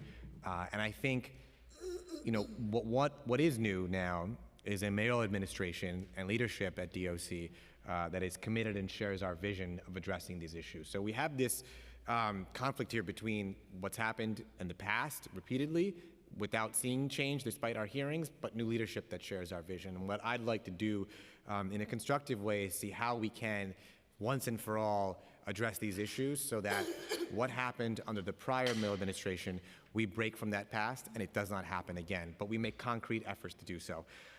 So on that note, can you just restate again, you did so in your testimony, but with new leadership, with Commissioner Richards there, with Mayor Mamdani and the new executive order as well, can you just restate how has the new leadership at DOC changed the agency's perspective about sanctuary law compliance? Thank you. As you know, Commissioner Richards is only in place for a few weeks now, and as you also know, the Department of Correction has a lot of things that we have on our plate and have to address. This is one of them.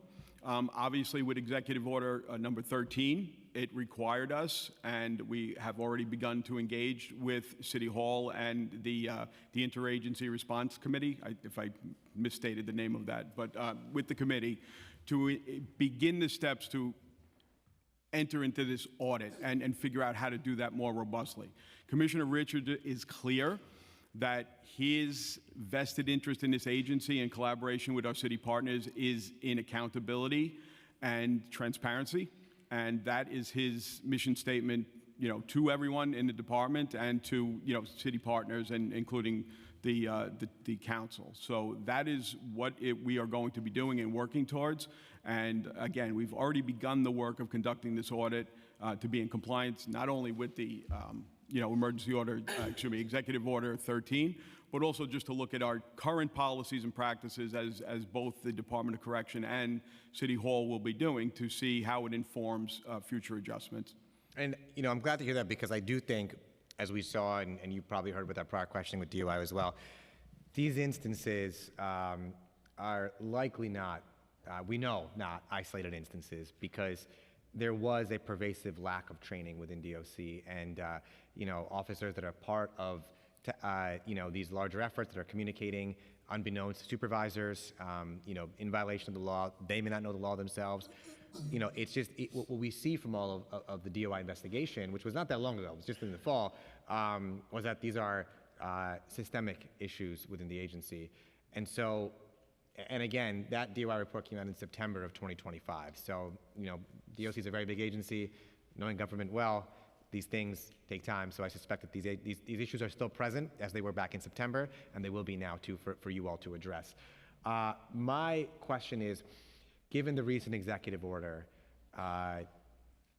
is it your testimony today that DOC will accept in full recommendation number 6, requiring the agency from DOI to conduct a department-wide audit? Because one thing that really stood out to me, that was very concerning, was the prior administration's leadership at DOC refusing to accept that audit, and it seems to me that is the crux of what we're getting at here. So is it your testimony today that DOC, under this new administration, will accept recommendation number 6 in conducting a department-wide audit? If I may just first, Chair, clarify our acceptance or position on that. The issue with the acceptance of that specific recommendation of a department-wide audit was not that we are unwilling. What it really comes down to is a practicality of how our agency operates and functions. The reality for us is that agency-wide, the vast, vast majority of our officers, up until very recently, did not even have an email address, a department email address. When they are on post and on staff, they do not have access to computers or phones. So when we contemplated how and what we can do to do a department-wide audit, we thought most practically it would be the most productive also to focus on the areas in which there is and we know to be this interaction. The reality is, in our facilities, federal officials from any agency do not have direct access to just come onto Rikers Island and go to a facility, so that you'd have, direct interactions with the line officers, and there's a lot of different protocols and approvals that have to allow anyone to come onto Rikers Island. So our not full acceptance of that is not, again, as an unwillingness. It was more, we don't want to overpromise and underperform in that area. So that's the nature of our response to that. Nonetheless, whatever we come up with our the committee as to how to conduct an agency-wide audit, if it can be done, or what the recommendations are on how to more broadly encompass a review, we would accept that. And I'm hopeful that once we get to that point, we'll raise that, as the Commissioner of DOI indicated, that we have a good working relationship and communication with them. So, I would be hopeful that we would be moved into full acceptance and implementation of that. But again, very long-winded way of saying yes, but I did want to clarify our position on the previous partial acceptance.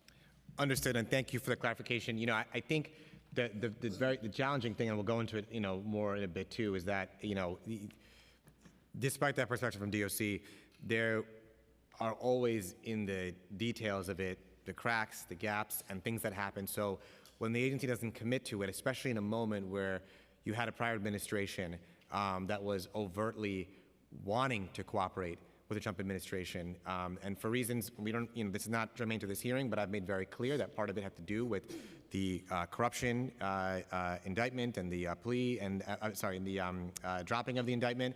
All of those things are extraordinarily grave concerns, and mixed up with that was Mayor Adams overtly, publicly wanting that cooperation, wanting to have ICE on Rikers Island in contravention of our very clear, well-settled law.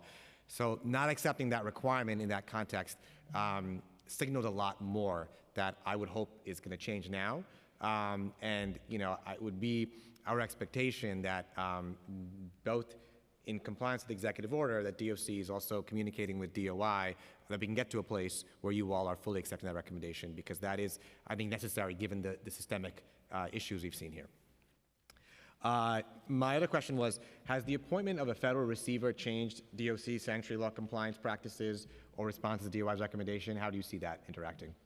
The remediation manager versus receiver, that's the formal name. Their oversight into the Department of Correction is very limited and focused specifically on 18 provisions of the Nunes consent decree and remedial orders that the judge found us to be in violation of, in contempt of. So none of those remedial orders or the provisions, contempt provisions, are related to any type of immigration enforcement or even partnerships with federal agencies. It's very squarely on internal investigations and the use of force policy. So my answer is no, because again, the limited purview over which the remediation manager will have authority. Sure. Thank you. I do have more questions as well, but I'm going to turn it over to our co-chair first, Councilmember Brooks Powers, for her questions. Thank you. Thank you for the testimony.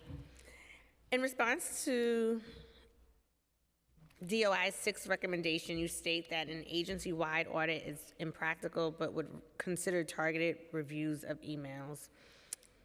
Since you have declined a full audit, how can the council, the public, and even DOC leadership itself be confident that more violations haven't already occurred?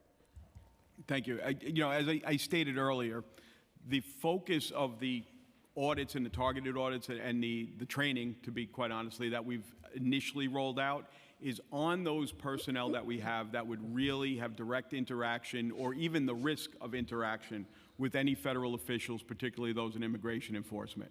So it's not, again, I do want to reiterate that it's not a declination of the desire to do a full audit. It really becomes the practicality of it. And, how do we accomplish that? We're going to do, our plan is to do much more robust training that will eventually capture all DOC employees, even in those areas where it's complicated. So, we do think that the limited look that we did into the specified agencies and what DOI did for us identified those, as we said earlier, gaps or instances.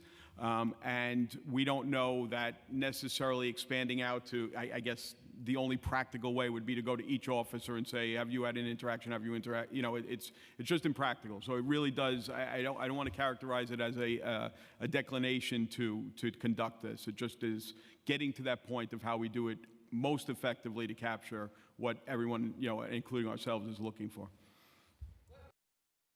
What resources would you need to conduct the suggested agency-wide review?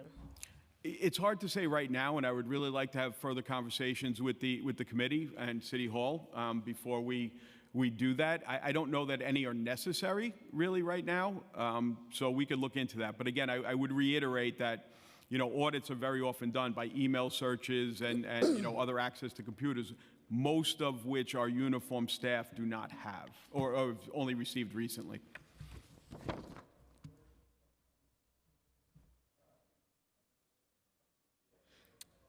So you had, just going back to something you said about like everyone not having an email, which is kind of strange for an agency.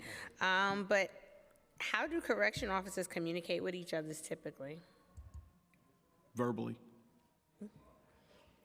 Why has the department not been able to provide email addresses to everyone? Well, we have now. I mean, I think it was just a matter of, again, in the nature of our work and what where limitations are regarding electronic devices and otherwise, I can't speak. This kind of precedes my tenure in the department as to why it historically had not been done. But the idea is that everyone gets an email address, but if you have no mechanism to access it, I don't want to say what's the purpose.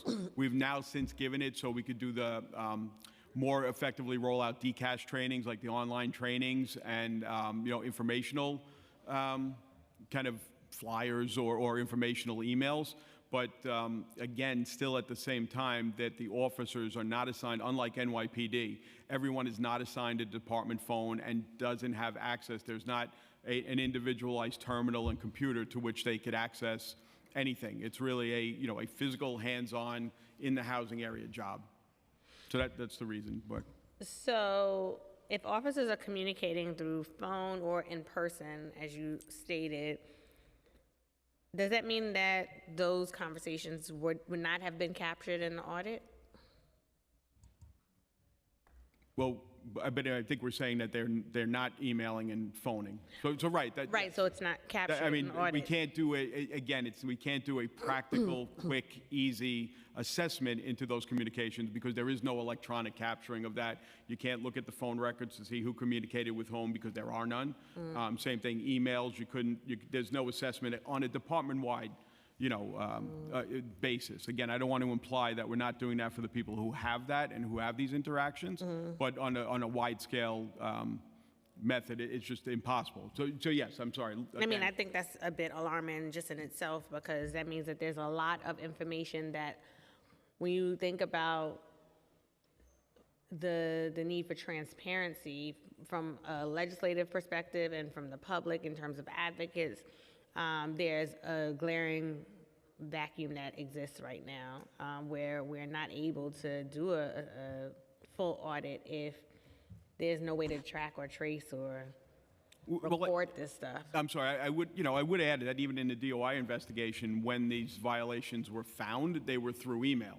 So by proxy, if the officers do not have email and can engage in email communications with anyone outside of DOC, that prevents that inadvertent, unintentional, or even purposeful communication outside. So, I mean, I appreciate what you're saying about accountability and looking into it, but if the ability to make that communication was not there and we don't have people in the facilities without prior authorization, then, we're confident that there is not this communication on that line level officer kind of, rank and structure. Is body cam footage captured in the audit? In the audit relating to this, no, because an interaction of that nature would not be under our current policy, a mandated activation.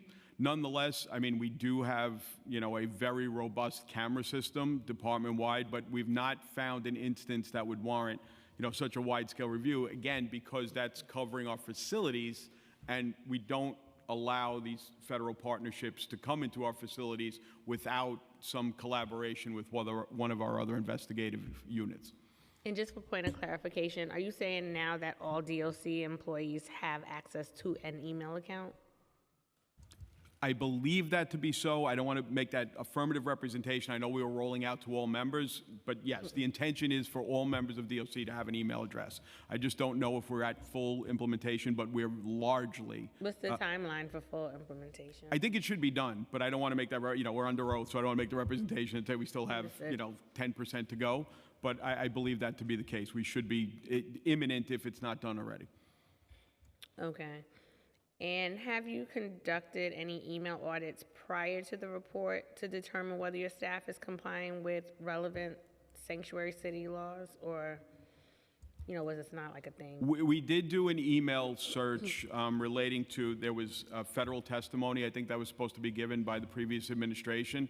And in furtherance of that, because it was an inquiry from Congress, we did do an email audit. We did not find anything of this nature, but it preceded the report that we had.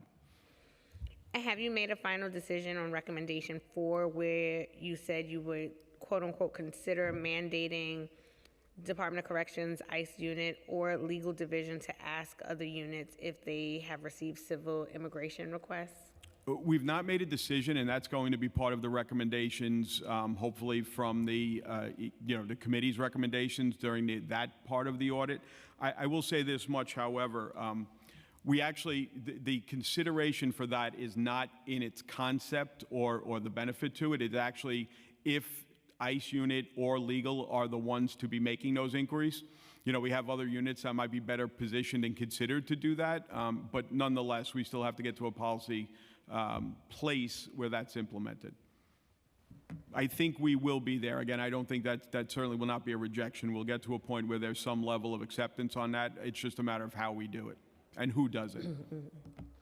Recommendation 7 asks you to, quote unquote, report any previously unknown or unreported civil immigration enforcement related requests to the Mayor's Office of Immigrant Affairs. But DOI found in finding number 9 that the federal requests relating to Conception and Villanueva were in fact not reported to Moya. How will you ensure that the department complies with reporting requirements going forward? So the timing of these two incidents was a little awkward because we did have some communication engaged in the training and the reporting, and I forget exactly when our reporting obligations and the communication with Moya, we do that on a quarterly basis? On a quarterly basis.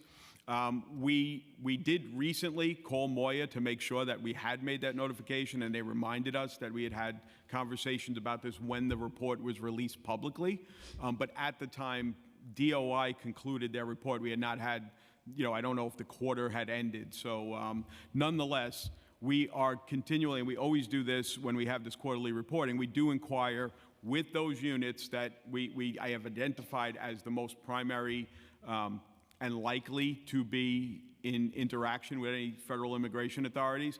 And we do inquire on these targeted kind of inquiries to ensure that anything that we've missed in the other reporting is captured. And is any specific unit or senior official responsible for overseeing compliance with sanctuary laws and DOI recommendations? That's me, yeah. The legal division, the general office of the general counsel. So again, all immigration-related inquiries, go through and should go through my office, and we are the primary responders and communicators with DOI. Perfect. Thank you, Chair. Back to you. Thank you, Chair. Just a few more questions from my end before going to another colleague. I want to go back to the issue of emails, and I do understand the circumstances of the job and how the considerations are different. But the fact of the matter is, we're talking about communications and communications with ICE that when there were emails, because I know the DOI, as we heard before in testimony, they were reviewing emails and they found direct communication between DOC employees and ICE that were impermissible and violated the law. And that was just in emails, but if many of the employees don't have emails, it raises the real concern of what communication is happening that is not checked or ensure that is not violating sanctuary law. So my first question is just how many DOC employees actually have email access? Again, as I represented, I think it's everyone now. So I forget what our total head count is. I think we're at 5,800 officers, another 1,600 civilians. My impression is right now, I believe everyone to have access to email, but again, that's only within 2025. Right, got it. Okay, I think, so there's email access, but there's also the question of how are employees communicating with ICE? Which employees are communicating with ICE and how are they doing so? Is it by email? Is it by phone? Yeah. So most of the circumstances, the vast majority of circumstances in any communication is occurring from the DOC ICE unit, which is a subunit of our custody management division.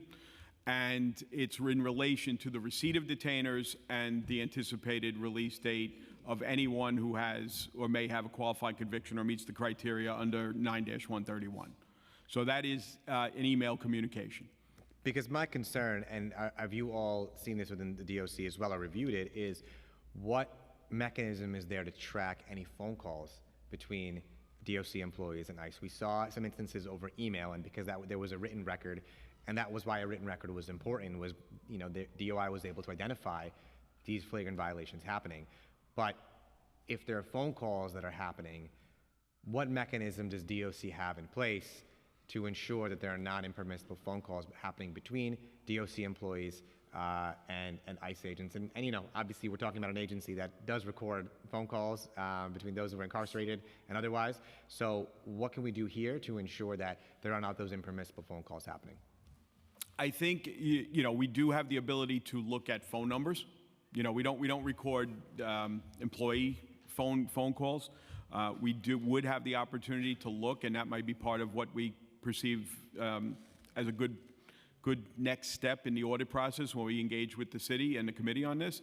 But you know, again, I would say this: the answer to the issue that you're raising is primarily, and I think should be driven by training and robust training as to the limitation obligations with respect to the city laws and our policy. That's where we had gaps initially.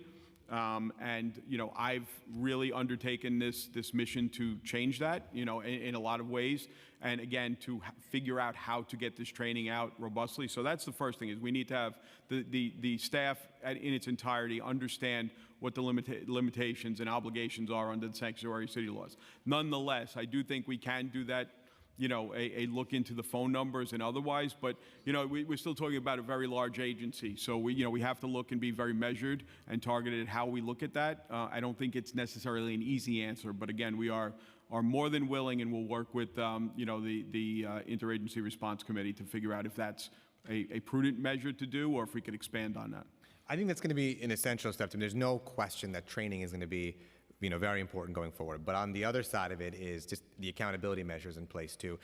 You know, we can come back to this in more detail in a little bit, but one of the instances here, as you well know, Deputy Commissioner, was an employee that was literally coordinating with ICE when the bus left Rikers Island, when it dropped off the individual on the other side on Hazen. And, you know, there's so much unmonitored or communication that was happening in that instance, but those were serious legal violations of a regime we put in place. I do think it's going to be critical that DOC also look at what to do, because it's in those everyday instances that these flagrant violations are happening.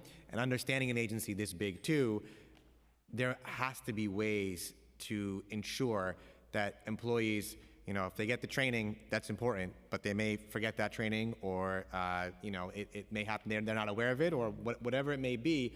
In that moment, there are these real-time instances happening that, you know, it's going to be crucial that the agency look at much more carefully now than under the last administration.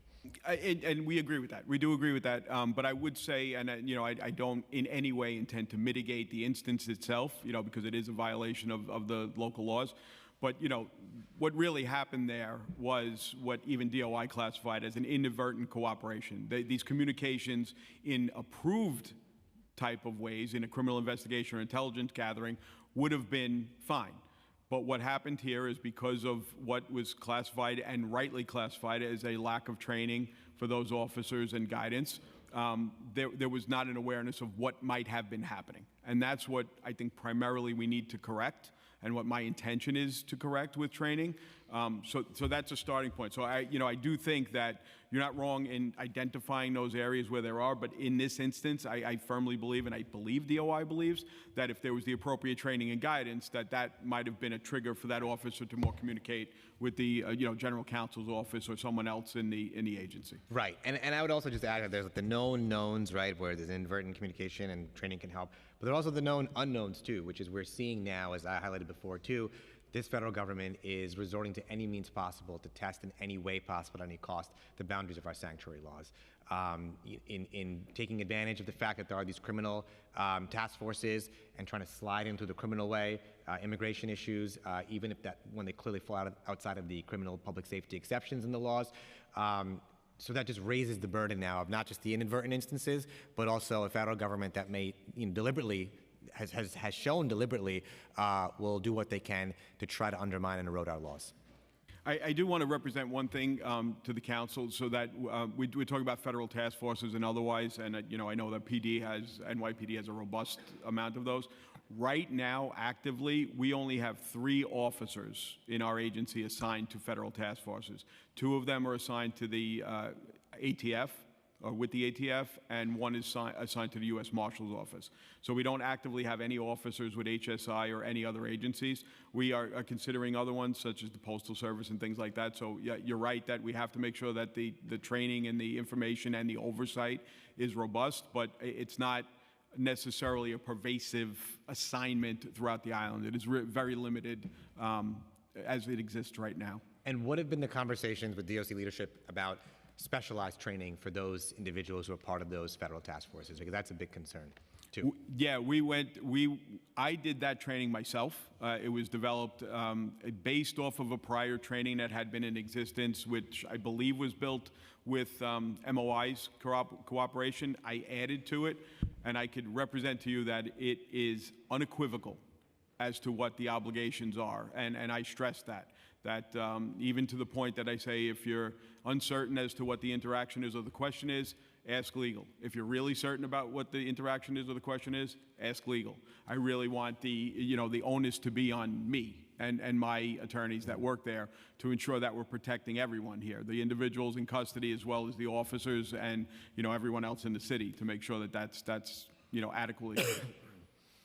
Another question, shifting gears a bit too. In December, the Department of Corrections had failed to testify at the request of the immigration hearing following the release of these DOI reports.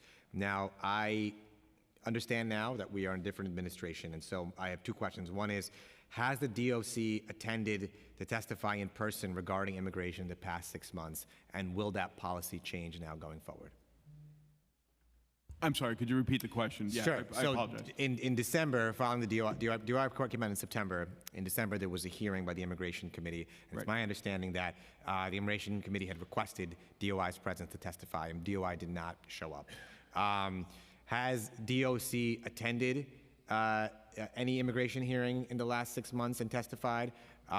And what will be the department's position going forward should they be asked to testify at an immigration hearing?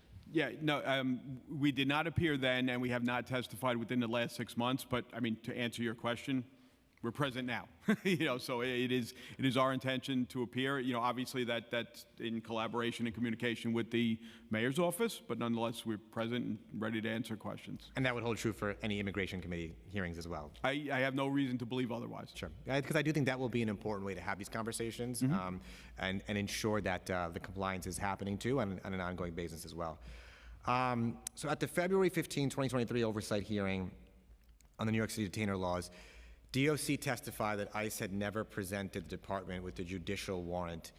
Is that still the case? And if it's not the case, how many judicial warrants has DOC been presented with in the last year? I believe that to still be the case. I have not, in my experience in working in this agency, seen a judicial warrant associated with a civil immigration detainer.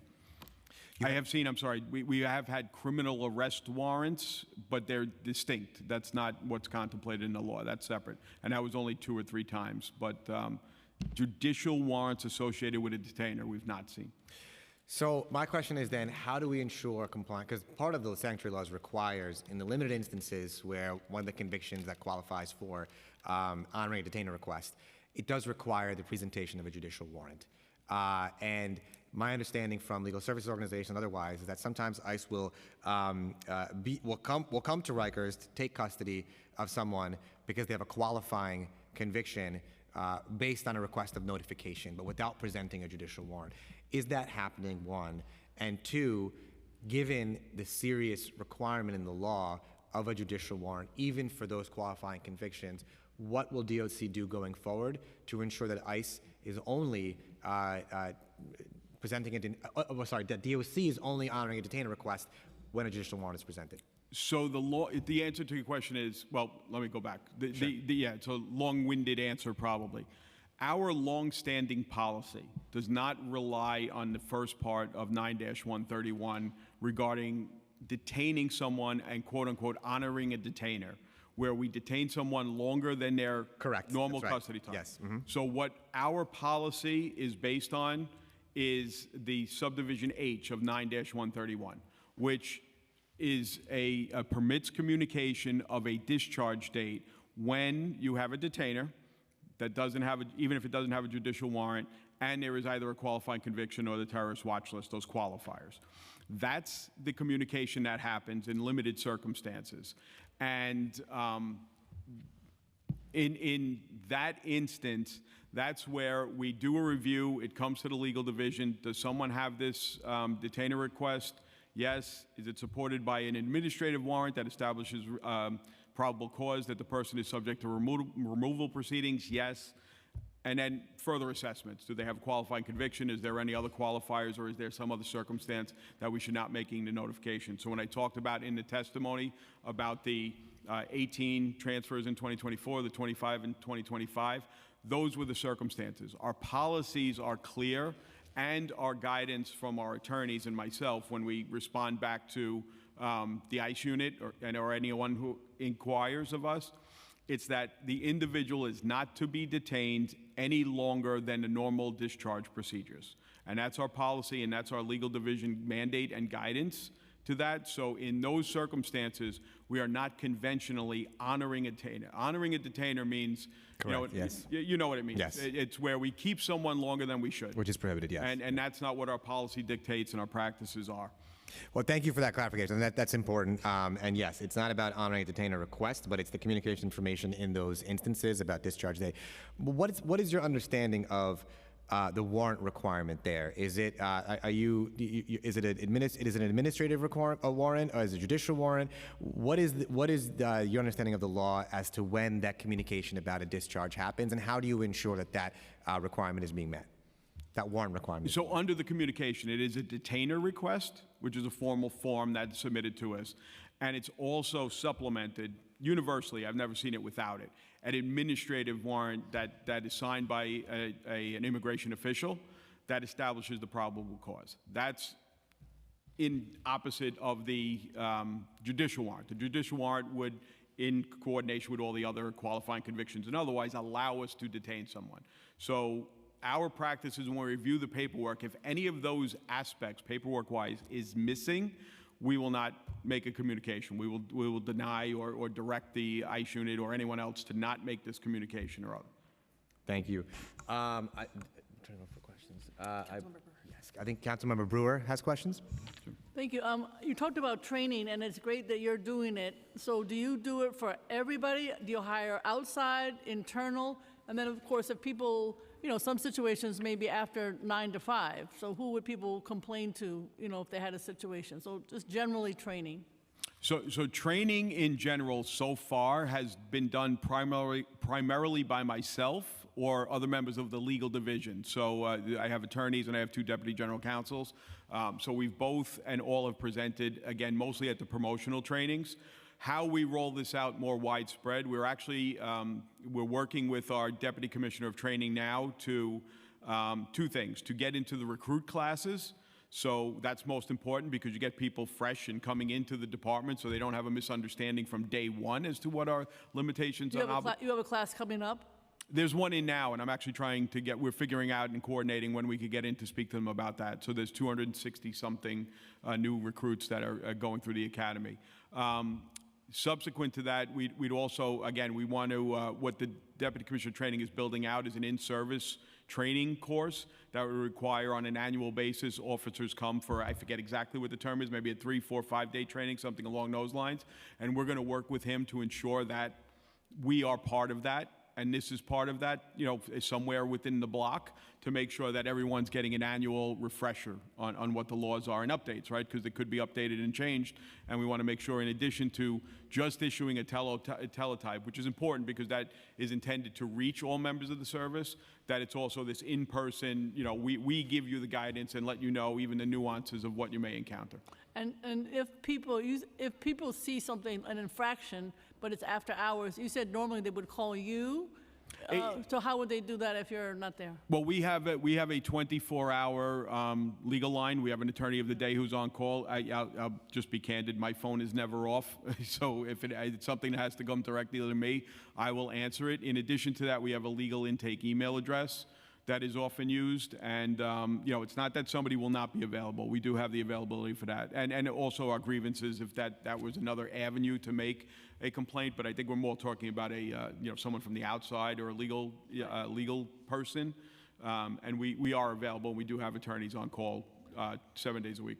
And then do you also, because the situation we heard earlier from legal services, obviously pre-administration, no transparency, et cetera. So it sounds to me like that's not going to happen again. But do you talk to legal services about these issues, or is that a no-no?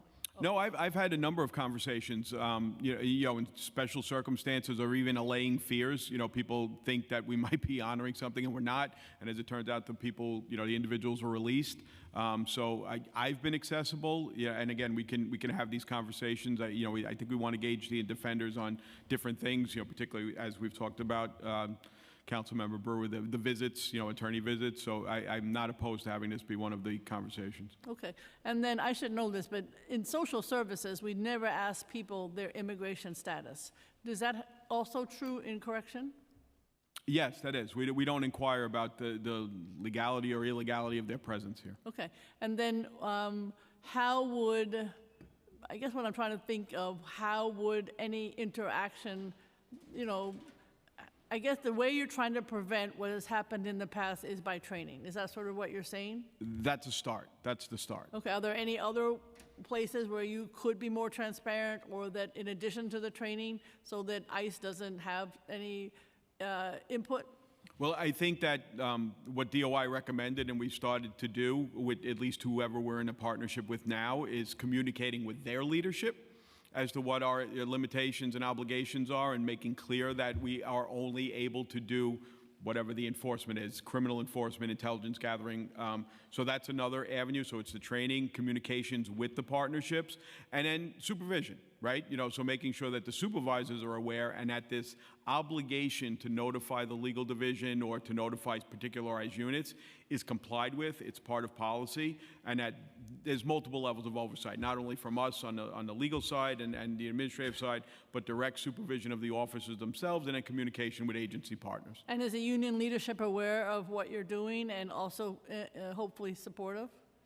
We haven't spoken to them about it. I mean, you know, we do the trainings, and I could certainly communicate that if we think that's beneficial. But I've not been, I've never encountered a union leader that would be opposed to more robust training for any of its members. So I think wouldn't be a concern, but I'll certainly convey that to the union leadership. Okay. Thank you. I'd like to note that the Deputy Speaker, Natasha Williams, is on Zoom, and now I'll turn it over to Councilmember Aviles. Or is Councilmember Aviles not here? Okay. When she comes back, we'll turn it over to her. So I just want to go back to something, Deputy Commissioner, which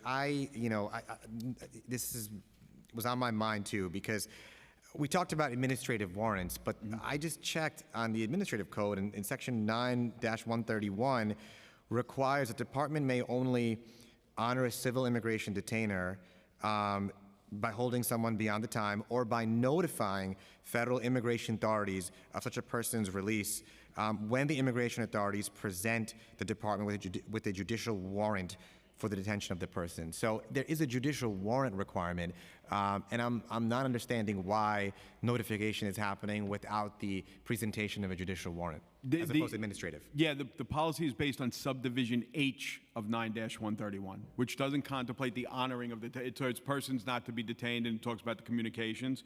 So what it says is shall not communicate about a discharge or, there's other provisions. I'm sorry, I don't have the language memorized, but it's in that subdivision H.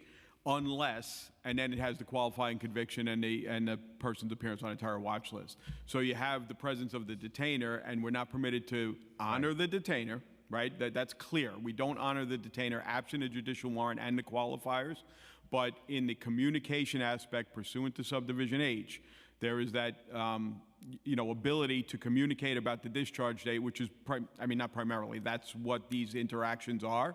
And it requires the detainer essentially, and does not require the judicial warrant for the communication, and then the qualifiers as far as the convictions and otherwise. But what I'm having a hard time understanding is how does Section 8 operate?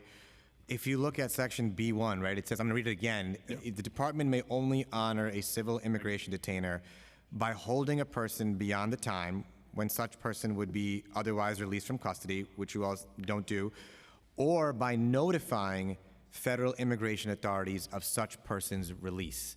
So it's the notification of release in Section B1 that is only supposed to be happening with the judicial warrant.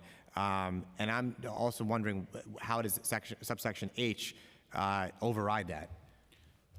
I still do believe and think that, and again, this is longstanding policy that's been over 2 mayoral administrations and through Moya and also, the city law department as its interpretation. My understanding and longstanding understanding is that that first subdivision really specifically applies to continued detention. So it's not just as about the notification as to the release date. It's the existence of the person's presence in custody, and also honoring it, meaning keeping the person in custody beyond their normal discharge time.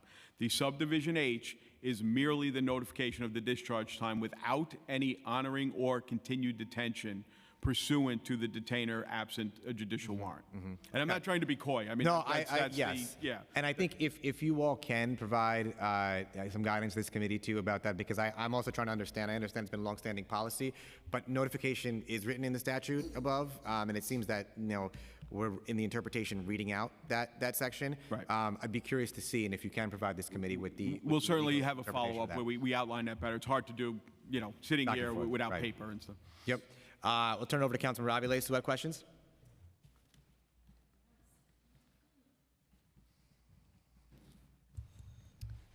Thank you so much, chairs. I'm sorry, give me 1 second. I had it open. Apologies, since I've been in and out, you may have answered this question 17 times. So forgive me if that is in fact the case. But can you tell me, the DOC ICE unit, how many people are in this unit? And what is exactly the unit does? So it's a subdivision of, or a subunit, I'd say, of our custody management unit. It's comprised of, it's very few people. I think it's 3 or 4 captains that are active permanently and or temporarily assigned there that assist with this. We need to stand up a unit in these circumstances to see and have a main point of contact for whenever there is an ICE detainer or there needs to be an inquiry for someone to call and see if any communication or if the ICE detainer is valid or in place or what the obligations are. So it's just merely a subunit, very small subunit of the custody management division that deals with these, reviews them, gives us the paperwork, communicates with the legal division as to, again, the paperwork processes, qualifying convictions or otherwise, and then they will clear, quote unquote, clear the warrant, meaning to have the person discharged normally, or otherwise make this communication directly with immigration officials that we've been discussing. Got it, thank you. And in terms of, we understand NYPD has a much more extensive guidance. What is the guidance that DOC has provided in terms of how they're documenting requests that are coming in and that process? Yeah, so I mean, the guidance, we actually have what I'd consider pretty extensive guidance on this. I mean, it's a 19-page policy. There's multiple forms. The ICE unit has its own internal protocols where they do track, this is where we get the information for our local reporting, the local law reporting, and also, our own edification of what the process and numbers look like. So they have their own internal protocols, and then our policy is pretty robust when it comes to what the obligations are, where things are documented, and where they have to go. So I wouldn't say that it's more limited. I mean, by their very nature, the PD has a much broader scope of what they have to do. Ours is narrow and focused. But I do think, again, a 19-page directive plus our teletypes, which outline the obligations, and that's written guidance. That's independent of whatever we do for, again, what we're building out as training. Great. Would you be able to provide that to the council for review? I think it is in the DOI. It We is? certainly will, but it's in Okay, the great. DOI report as attachments. Great, okay. In terms of, would the recommendations adopted by DOC have prevented DOC from sharing information about Mr. Villanueva? I do think primarily the one main recommendation, as I mentioned to the chair earlier, is the training aspect. I do believe in the nature of this interaction and the seeming misunderstanding or just lack of guidance that was given to the CIB officer that was involved, officers that were involved. I think stems from primarily the absence of or lack or not adequate enough training, which we look to fix. So I think there's multiple layers here. The other recommendations go towards finding out other incidents, but I think on these specific incidents, the training would have really made a difference. Do you think the guidelines of the framework and guidelines of the law are too confusing? If we were to simplify the law to make it more straightforward, would that help in this regard? I think, quite candidly, to me, they're not. I mean, it's nuanced, and it could be difficult for the layperson to understand, and I do appreciate that. But we do make, and it's my job to make the training and the guidance internally unequivocal and clear. And I think we're able to do that within the boundaries of the law, so I really can't speak on how other people interpret it. I appreciate that, but we've had these laws on the books for well over a decade, and there seems to be some level of confusion. So it seems like perhaps streamlining the law and making it clearer would help both our employees ensure that they can follow it, as well as the public to be able to articulate where the bounds of the laws potentially fail. So it feels like we should be looking at the policies and making sure if they seem to be confusing for anyone that we clarify that. Because we're going to train forever, and clearly we're seeing violations continuing to happen. So something is wrong with the pie. In terms of the purpose, excuse me, we've seen this with NYPD. In terms of the recommendation around asking federal law enforcement to identify the purpose of the immigration request to ensure that it's legitimate law enforcement purpose, can you talk to us a little bit about that? That was a problem with NYPD as well. There were not real verifications because this engagement we see is based on relationship. Just a courtesy, law enforcement to law enforcement. So how are you training, and what is the guidance to make sure there is an actual, real law enforcement immigration issue? Yeah, sure, yeah. I mentioned earlier that we do have a very limited group of people that are actively engaged. I mean, right now it's 3, and it doesn't go much beyond, several more whenever we have these federal partnerships. So obviously the primary focus of that is to get to those individuals so that our personnel have a clear understanding as to what their limitations and obligations are and what our policy and the laws of the City of New York are. Additionally, we've engaged now the leadership in those task forces from the federal agencies, which gives the guidance, and I've been, again, unequivocal with them as to what we cannot be doing, and they've been receptive to that. So we do have those 2 guardrails, but I also think there's, again, any other types of things that we can do. The scripted, I think one of the recommendations here was like the scripted questions becomes a little unwieldy, and obviously has been mentioned here. Does that necessarily give us the answer? I want our officers to be able to appreciate and understand on their own without asking the questions as to what's happening here, and if there's a tinge of hesitance on their part, to communicate with their supervisors and leadership within the agency to make sure that this interaction, communication, and working arrangement is compliant with the local laws. So how do the officers, a small unit obviously, how do they verify that what they are being told is in fact the case? Yeah, Like they how- go through us. I'm sorry to interrupt Can you. I you apologize. walk me through? What does an officer do? Receives a call from DHS in Arizona, says, hey, I need this, whatever. What are the protocols? What does the officer do then to verify that that is in fact the case and it is within the bounds of the law? What are their next steps? Yeah, so that scenario doesn't really happen in that way. The interactions that we've had here are where there was a working relationship in the task force, and there was an understanding, at least what the initial purpose of the task force was this criminal enforcement. It was an operation that they actually named, and that was what DOI found to be the understanding of the correction officer.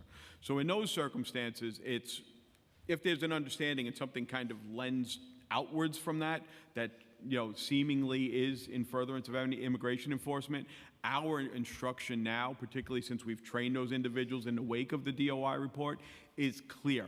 Contact the legal division. So that is, if there's any uncertainty or ambiguity in what the nature of the enforcement is, or the scope seems to be outside of what the criminal or intelligence gathering purpose is, they have to make that communication. That's actually the process. Any other communication, I would say, is squarely limited and prohibited without the consent and advice of the ICE unit and the legal division. That's what our policy dictates.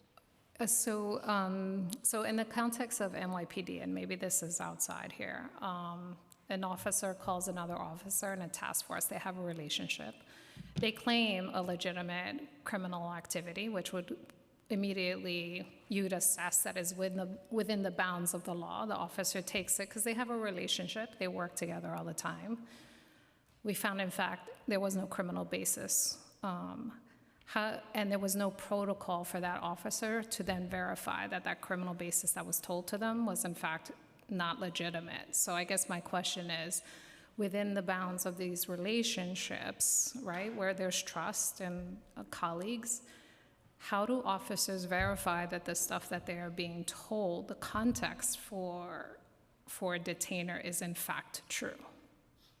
So you're asking, it's actually a really difficult question. I don't know that there's an answer because around. I mean, we've seen it happen. So I was just curious, like what kind of protocols NYPD asserts it saw that instance and is added an additional layer of guardrails there. So I guess in this same context, given the nature of these relationships, what are the additional guardrails do you think would be apropos to ensure that officers are not getting caught in that scenario? I mean, I hate to repeat myself in this, but I think it is the interaction with supervisors, the legal division, the ICE unit, anyone else that has more knowledge and basis of knowledge of this. I mean, if you're asking me a scenario where they say, no, it's criminal, we're not doing anything else, and then we're just working with them, and then something happens on that end, it's a very difficult, I mean, that may be the time to explore the relationship, right? But I mean, these federal partnerships, we have to have a level, I mean, I'm just being honest, we have to have a level of professional trust and ethics in terms of your obligations to comply with the local laws and otherwise, because they are fruitful to us. I mean, if we had a federal government that actually was following the law, I could follow that rationale. But we are in a new context, in a new terrain where the law doesn't actually apply and they're not following it. So I would insert some skepticism and way to verify that what is actually being told is in fact the case. I know that's difficult because there are relationships. However, we are in a very different situation. And I think I would urge the department to really consider if there is an additional layer of verification, both to protect, honestly, the staffers whose responsibility it is to follow the law of New York City, but also want to protect their professional relationships. So I would just urge and encourage a little bit more interrogation and placement of guardrails there, because that is where we see the most serious infractions occurring, is in this interpersonal relationships of trust. And I think we certainly could explore that with the committee and the audit, the audit that we're doing with the city partners. So we'll bring that to them and make that part of our assessment. Thank you, chairs. Thank you, council member. Those were great questions. I wanted to go to another topic that Councilmember Avila sort of covered too, but just to go through again. So when was the most recent training that DOC had done for staff, and what is the frequency now that we're doing? So we did the trainings immediately subsequent to the DOI, becoming aware of the incidents. So that was about April and May. I actually sat down with the individuals involved right away, them and the supervisors, and just went through the practices and policies. We developed the training, and that was done. We've brought it to, I forget, I'm sorry, I'd have to get back to you as the exact date of it, but when we get into the recruit classes, that's something that's been done. We've had an assistant commissioner assigned to oversee the Central Intelligence Bureau, CIB, of which these officers were assigned. We've engaged with him and done some training for him as to our limitations and obligations under this. And then what I would like to do, I would like to have this at a minimum of an annual training with these specialized units. So we are coming up on a year where that would happen. But again, we are also trying to get into the current academy class and then, do some updated training department-wide as soon as we could figure out how best to manage that. And for new DOC employees coming in, are they required to take the training? Is there a mandated deadline or timeline for new employees to take the training? There is not yet. But as I said, I'm working with the Deputy Commissioner of Training to get into the recruit classes. Those are the most important people I think we could get at the beginning of their careers. So that's going to be happening. As I said, we do have a class in now. We're going to try to find blocks to get in for this class. At a minimum, we'll be starting with all new recruit classes. Got it. Okay. And going back to the DOI report, DOI reviewed 5 emails. They discovered 1 instance of improper immigration enforcement. Were you all aware of this incident before the DOI report? If so, had you all alerted DOI or other agencies? What was your knowledge, or what was the agency's knowledge of this? We didn't have an awareness of that until DOI brought it to our attention. I see. So going forward, how do we address that, right? Because I think it came up because DOI did the investigation, but I think part of what's critical right now, too, is to make sure that the agency proactively knows of these instances, ideally before an investigative agency comes in. Right. And again, this is all what we're talking about. How do we achieve that? Because we do want to achieve it, and what's the best mechanism for it? Will it be targeted email audits? Will it be inquiries? Will it be the training? Will it be exploring the partnerships? There's a lot of ways to do it. I'm sorry that I can't give a real fulsome answer to that. I think it's something that we will be addressing with the administration and the, again, the committee. So I don't want to say affirmatively what we could do. There's a lot of options, I think, that we could explore and figure out and manage what works best in that circumstance. And in that sense, too, will you all be able to provide the committee with the training materials you all are using now to train employees? I'm assuming you have a set of them already created? Yeah, I think we can. Let me bring it back. I want to talk because, again, some of this is developed by the law department and some of it, so let me consult with those partners that we have and we'll get it. I don't have personal opposition to it, but let me just clarify before I make an affirmative representation. Sure, and I do think it'd be important because part of this is all oversight and part of this is moving on from what we've seen before. That'd be good to have transparency into how employees are being trained. Absolutely. At the time of DOI's report, DOI found that DOC had not reissued Operations Order 919, describing the circumstances about when DOC may communicate information or assist federal immigration authorities. Has the order now been updated and reissued? The policy wasn't updated in any way. The policy is still the same, but nonetheless, in May of 2025, we reissued a teletype with the policy reiterating that that's in effect. It should be complied with. The teletype, which is kind of a department-wide message, indicated what the obligations are. If you have any of these interactions, you must go to legal and ICE. I think DOI indicated that. So yes, in May of 2025, it was reissued. I think, like I said, I'd like to get on it at a minimum an annual cadence of that. So we're approaching that time when we'd reissue it again and have it read at the roll calls. And just a few more questions from my end too. Going back to the CIB investigator involved in the cases of Concepcion and Villanueva, where they were impermissibly transferred over to ICE in violation of the law. The investigator's duties were primarily responding to information requests, answering phone calls, and replying to emails, right? I'm sorry, could you repeat that? The investigator's duties were primarily responding to information requests, answering phone calls, and replying to emails. Isn't that what the report stated? I mean, in the context of this, yes, but I mean, that's not our officers, especially in the Correction Intelligence Bureau's functions. They're actually to engage in investigation and otherwise. So I don't, again, apologize with the section you're referring to specifically, but I don't know that I'd characterize the main role of those officers just be doing what seemingly is administrative. So it was a more intelligence and surveillance, I guess, type. Yeah, I mean, that's what their assignment Yep. is as a global matter. You know, again, this might be nuanced and specific to this, but ordinarily we wouldn't waste, you know, that kind of resource of just doing administrative work. And then were any of the investigator supervisors aware of what was happening? Or it sounds like, I would assume not, because, you know, DOC wasn't aware of it till DOI came in. But were any of the investigators aware, was any of the investigator supervisors aware of the communications there? I think they're aware of the communications, but I do believe that the same issue arose as to the understanding of the nature of it. So the supervisor was interviewed by DOI, and they also found the same issue, that there was the lack of training and the lack of guidance. So, you know, again, that's why I've reiterated that the supervisor training is important as anything else. And I just would add, again, that there's since been an additional layer of supervision added to CIB.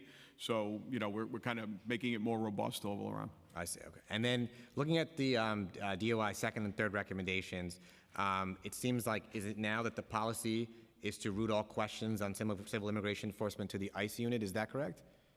ICE and legal general counsel. And licensed general Yes, counsel, correct. yes.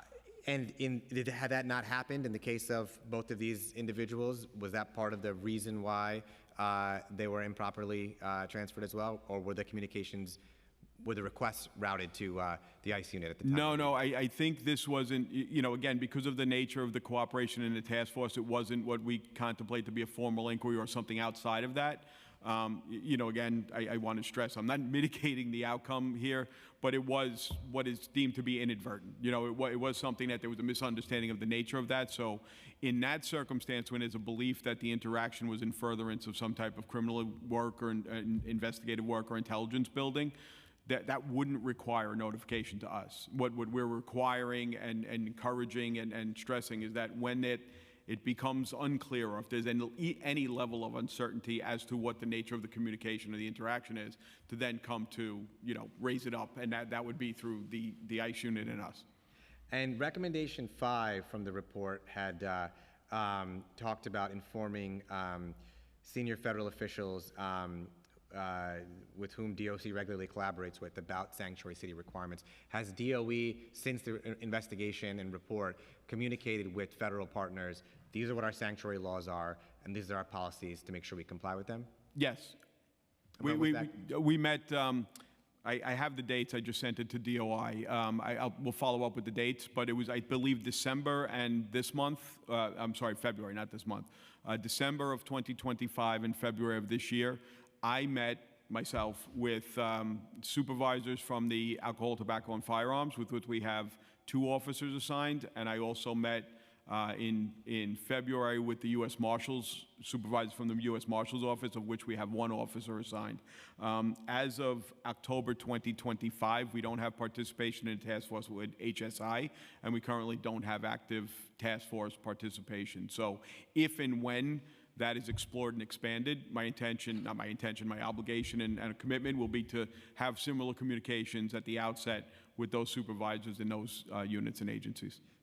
Thank you. And so, you know, I wanted to just revisit, I think, the importance of that discussion we were having before about the 9-131, because I did read quickly subsection H2, and I'm not seeing, I think it would be helpful for DOC and Corp Counsel, the Law Department, to provide, you know, their law on this too, their explanation, but I'm not seeing the 2 provisions as in tension with each other. I mean, H talks about the use of city resources and when that could be allowed for communication, and it says, you know, violent crimes as one of them too.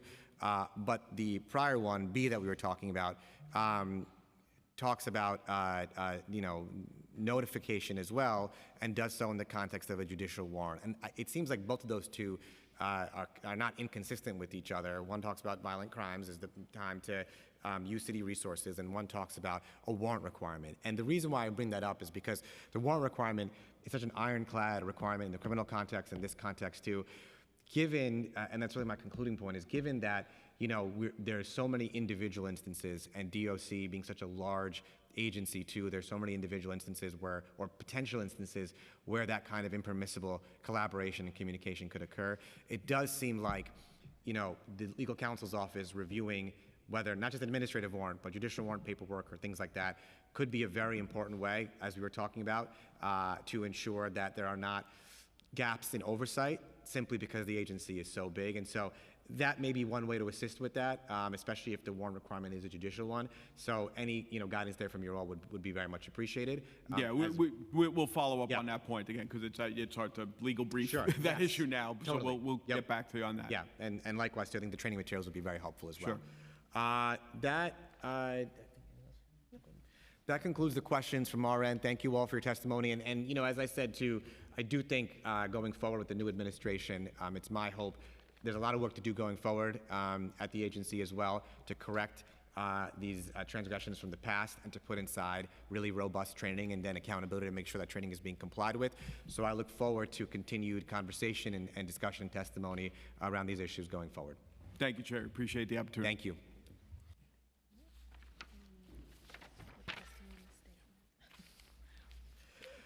We are now going to open up the hearing for public testimony. I remind members of the public that this is a government proceeding and that decorum shall be observed at all times. As such, members of the public shall remain silent at all times. The witness table is reserved for people who wish to testify. No video recording or photography is allowed from the witness table.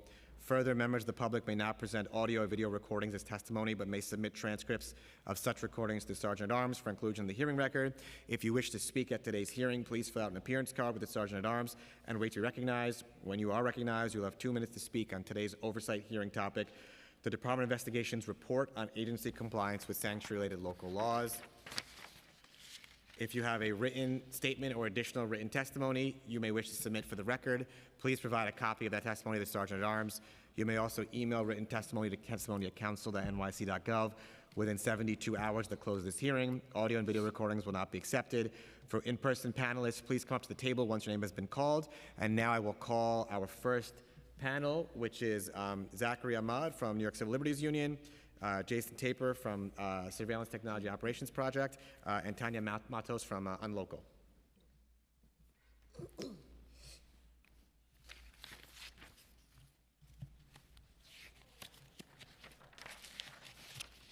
we don't see Zach, could we also call Ben? I think Chanel requested that. Is Zach Ahmad from NYCLU here? No? Okay, then we'll also call up Ben McCoubry from NILAG.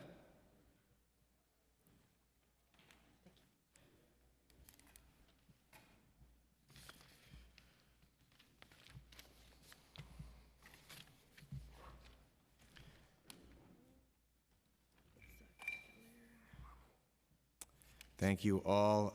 You may begin, Jason, and I'm going to be standing, but I've been sitting for a while, but I'm still listening just as carefully.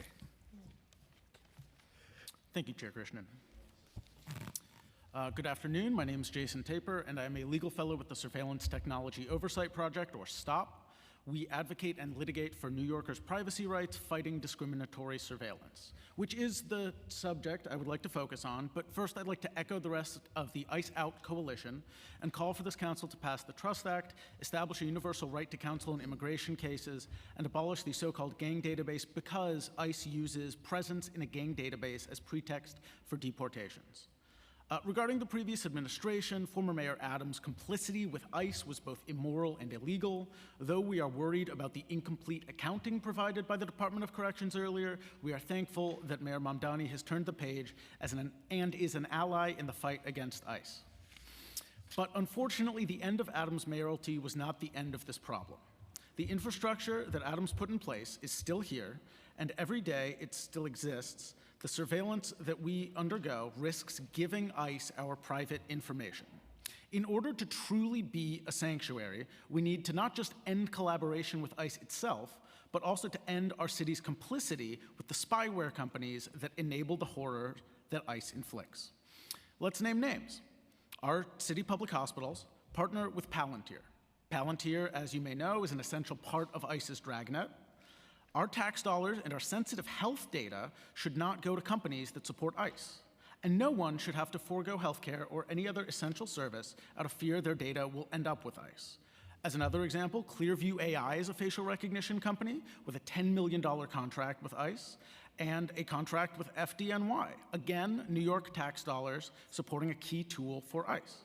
It is exactly because ICE needs the collusion of local governments and spyware companies that New York City must end contract with Palantir, Clearview, and big surveillance more generally. And it's not enough simply to stop actively giving ICE's spyware companies our tax dollars. We need to cut off the data pipeline. No more sharing data without a real warrant signed by a judge. And importantly, we need to minimize the data we collect in the first place, because the only way to truly make sure ICE doesn't get their hands on our information is not to collect it in the first place. To conclude, we know that ICE's oppression is fueled by the collusion of local governments and spyware companies, but New York City can be a shining example that there are tangible, concrete ways that cities can fight for our immigrants' neighbors. We can tear down the partnerships with big surveillance that fuel ICE, and we will not, in fact, rest until we abolish ICE and power down our city's authoritarian surveillance. Thank you.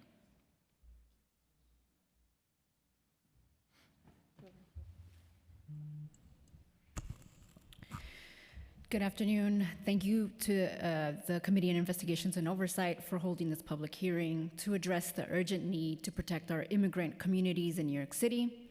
My name is Tania Matos. I'm the Executive Director of Unlocal, an immigration legal nonprofit providing immigration legal services. We are also part of the Pro Se Plus project and the Rapid Response Legal Collaborative. I'm here to express my deep concern for our sanctuary laws and the breaches we have witnessed. Every day we work with individuals and families whose safety depends on whether the city truly holds up its sanctuary laws. We are living through a period of escalating detention and deportation.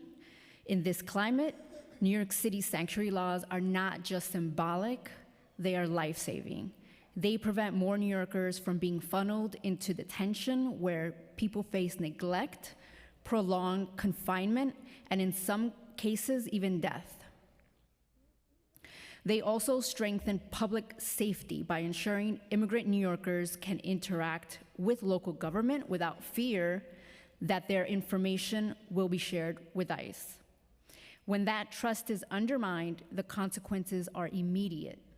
We have worked with individuals who are afraid to seek protection because they feared going to court, and to court could expose them to immigration enforcement. We have advised parents who hesitated to access services for their US citizen children out of fear it would put their family at risk. Even the perception that city agencies like NYPD and DOC are communicating with ICE and collaborating with Donald Trump and Stephen Miller's unconstitutional policies creates a ripple effect, keeping people from reporting crimes, cooperating with investigations, or seeking emergency assistance, and even talking to their teachers within the Department of Education. This is why the passage of the New York City Trust Act is critical, and that is why continued support for the Pro Se Plus project and Rapid Response Legal Collaborative is so vital. These protections ensure that safety and due process remain real for all New Yorkers. Thank you.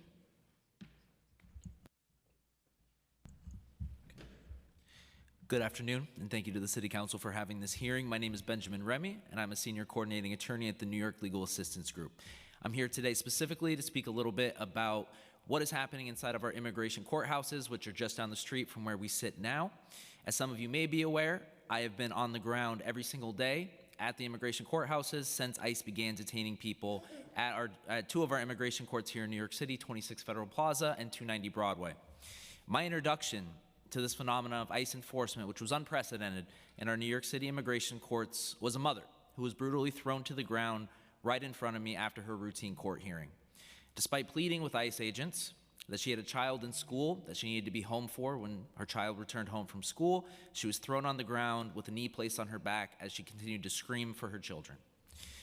Little did I know that this was just a very small preview of the cruelty that I would see only increase and intensify over the following months. Months later, I was standing in front of another courtroom surrounded by masked federal agents.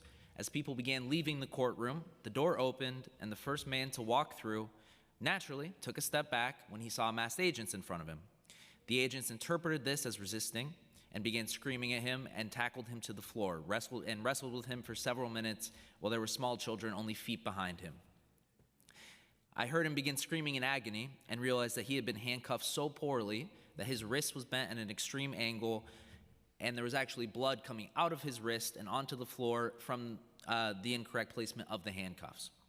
When I demanded that those federal agents fix those handcuffs, I was told that he wasn't even on their supposed list for immigration enforcement that day. Today, although the raw number of daily detentions in our courts have decreased, we still see the same level of brutality and cruelty when these detentions are made.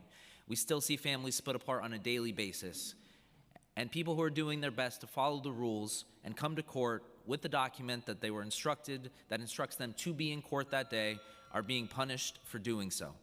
Just last week, I walked out with someone who had just finished with their routine hearing, and in the elevator, he confided in me that he had not slept at all the night before. He had just prayed and prayed the entire night that he would make it back home the next day.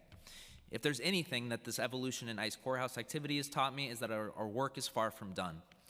ICE has demonstrated that they have no respect for our sanctuary laws here in New York City, and we must continue to work tirelessly to ensure that our institutions do not collude with the Department of Homeland Security.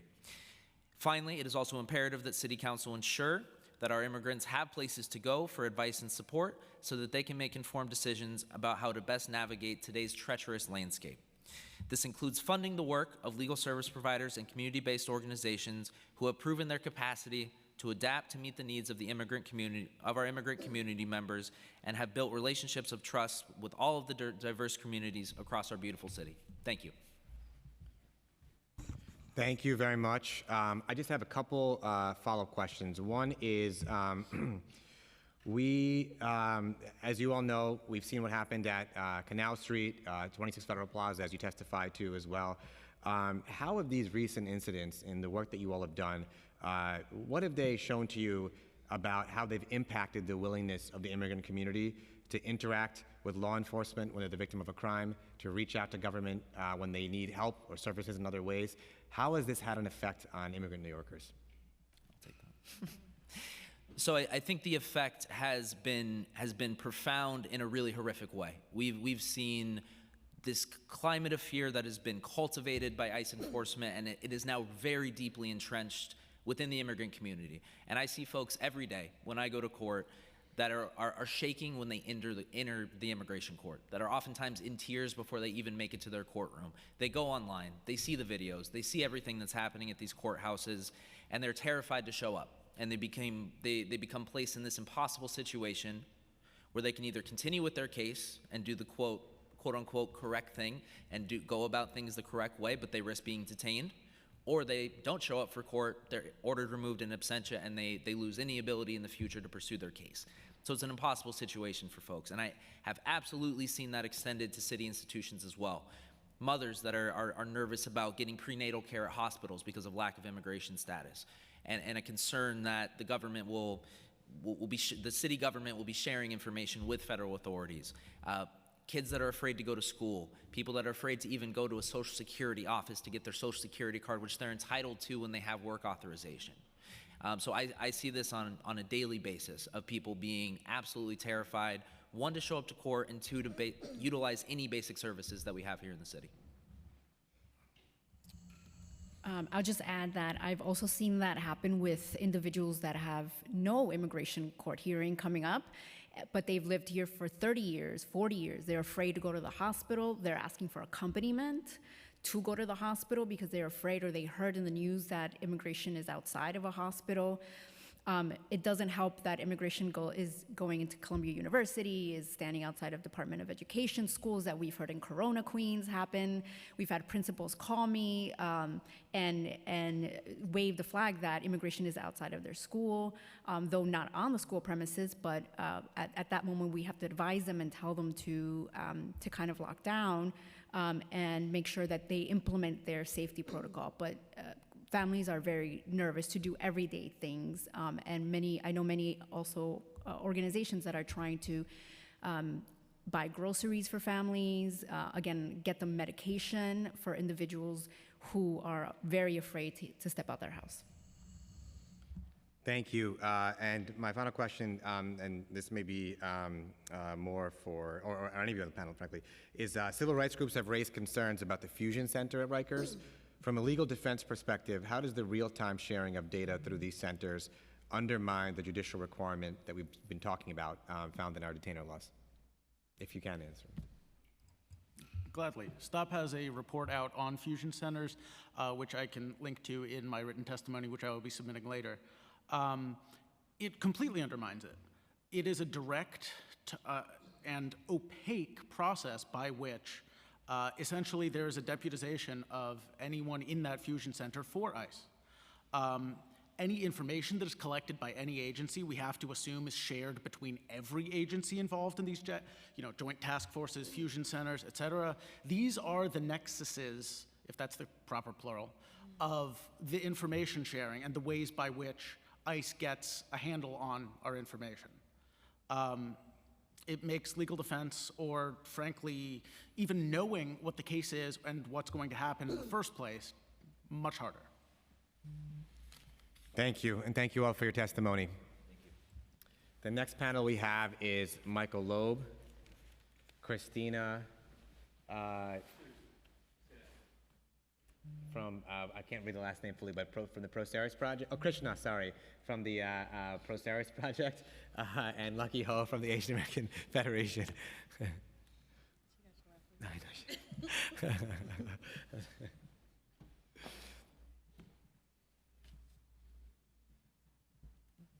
You may begin. My name is Michael Ilan Loeb. I have a lot of friends who are immigrants. I come from a family of refugees and immigrants, and I'm at Federal Plaza at least once a week.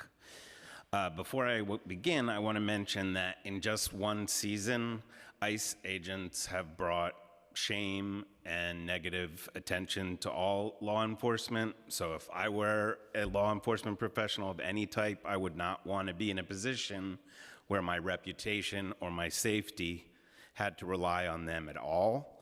They're like an ethical negative Midas touch, and if a surge comes, we need to be ready to deal with that. Part two, when you get this wrong, the consequences can be extremely serious. So you cannot bring back meaningfully someone who has been deported and lost their job while they were detained, or whose family is terrified. You cannot repair those things. And part three, I'd say that DOC, NYPD, and ICE have three basic mandates: to enforce the law, to protect, and to serve.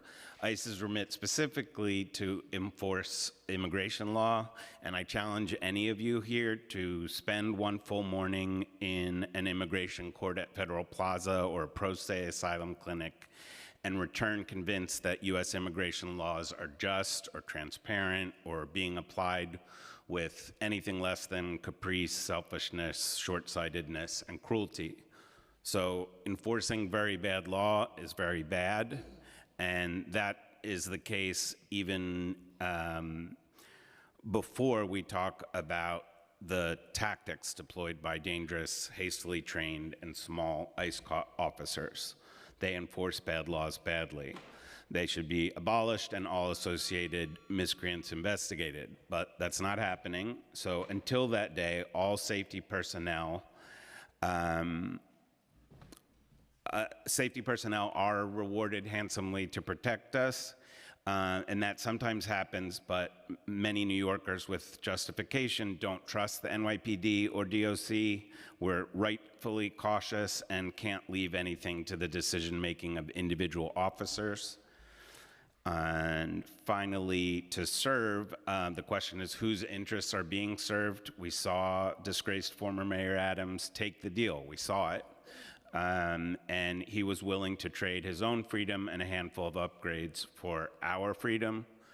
ICE, EOIR, and DHS officers serve the interests of elites who don't care about any of us at the pleasure of Secretary Noem and Felonious Trump. So they're profiting from concentration camps.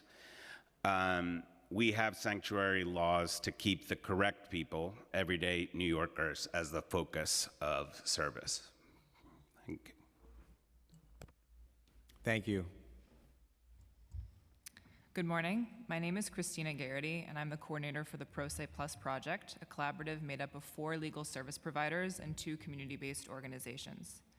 In the past 3 years, the Pro Se Plus project, otherwise known as PSPP, has worked tirelessly to meet the needs of immigrant New Yorkers who are unable to retain high-quality legal counsel and must navigate our labyrinthine immigration system pro se. As I'm sure many council members are aware, people who are represented can appear in immigration court online, meaning that it's pro se respondents, the people our project is designed to serve, who have been detained by ICE when appearing for routine appointments. Thanks to the flexibility of our project's model and the generosity of City Council, PSPP partners have been on the ground at 26 Federal Plaza and 290 Broadway since the courthouse arrests started happening. This has put us on the front lines of the Trump administration's assault on our collective right to due process and the integrity of our city's sanctuary laws. As my colleagues Tanya and Benjamin have already discussed, we have seen firsthand the horrific consequences of the Department of Homeland Security's unprecedented expansion of unchecked power. This includes not only the violent, unlawful detention of immigrant New Yorkers who are complying with reporting requirements, but a general undermining of our faith in public institutions. The fear created by the presence of federal immigration officers in courthouses drives community members who feel they have no other option to miss hearings and check-ins, precipitating orders of removal that will soon be impossible to appeal. If there is anything that our on-the-ground experience has taught us, it's that we can count on ICE to willfully push the boundaries created by our local laws. When this happens, it is not only immigrants who lose, but all New Yorkers. To that end, I commend the committee's commitment to ensuring the NYPD and DOC's compliance with sanctuary laws. I close by insisting on the importance of funding services for communities most vulnerable to escalating detention and deportation. This includes not only PSPP, but pro se service providers in the Asylum Seeker Legal Assistance Network and beyond. Thank you very much for this opportunity to testify. Thank you. All right, good afternoon. Thank you, Chair Krishnan and members of the Committee on Oversight and Investigations for holding this hearing and providing us with the opportunity to testify. My name is Lucky, and I'm the Senior Civic Engagement Coordinator at the Asian American Federation, where we proudly represent more than 70 member organizations and serve 1.5 million Asian New Yorkers. We also convene the Rapid Immigration Support and Empowerment Network, a network of nearly 20 Asian-led and Asian-serving organizations providing immigration case management and legal service support to New Yorkers. As we've all talked about earlier, the current administration has brought drastic policy changes at the federal, state, and local levels. ICE's brute and indiscriminate tactics have shattered families, instilled fear, and prevented New Yorkers from accessing essential services such as law enforcement, public benefits, healthcare, and education. This is verified by our member agencies who have said that many of our community members have stopped accessing public benefits and even things like food pantries. They're just, yeah. And yeah, our New York City sanctuary laws are in place to protect immigrant New Yorkers, yet recent events indicate these protections were not upheld. In September 2025, a New York City corrections officer provided federal immigration officers with real-time information about the release of a man from Rikers. This led to his arrest by ICE in late October 2025. ICE conducted a military raid on Canal Street in Chinatown, arresting 9 immigrant vendors and 5 protesters. And then on November 29th, the NYPD helped ICE agents push citizens out of the way while arresting more than a dozen protesters. Raids are only expected to escalate throughout the year, creating fear within our communities in the city. With the threat of militarized violence in our city and the lack of protection and training for NYPD officers, immigrant New Yorkers' rights continue to be violated, and individuals with lawful immigration status continue to be detained without due process. As immigrant New Yorkers face heightened threats, we must prevent local and state law enforcement agencies from diverting resources to the federal deportation agenda and sharing sensitive information with federal immigration authorities. Here are our recommendations. We support the following recommendations to protect immigrant New Yorkers. Protect and expand funding for the following initiatives: legal services for AAPI communities, legal services for day laborers and domestic workers, and immigration legal services for survivors of violence and gender-based harm. Expand investment in language-accessible legal services to include and prioritize case management as our CBOs act as a critical bridge. Prioritize supporting small and mid-sized CBOs serving emerging immigrant communities, and prioritizing addressing contracting issues that pose barriers for CBOs to promptly receive funding to deliver their crucial services. We must work together to make sure that immigrant New Yorkers are aware of sanctuary city laws and what that means for them. We also need to work to provide protections and options for immigrants to pursue when they are affected by unlawful cooperation between city and state agencies with federal immigration enforcement agencies. This is how we can assure that New Yorkers feel safe in their home. Thank you for allowing me to testify, and we look forward to working with you to make sure our immigrant communities get what they deserve. Thank you all for your testimony. We'll now call up our next panel, Gabriel Rivera and Jennings Yusuf.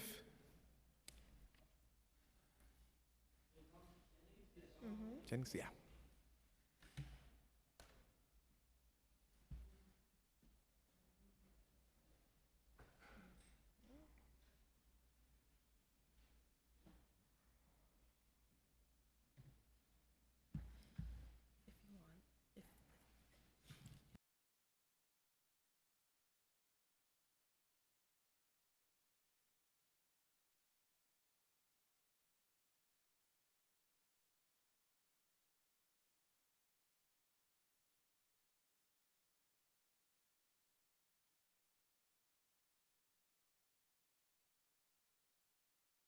You may begin. Again, at the wrong spot. I called your office, sir, this week because I wanted to speak on a topic. It's a stalking issue. And I called the deputy speaker's office because I wanted to speak on a topic.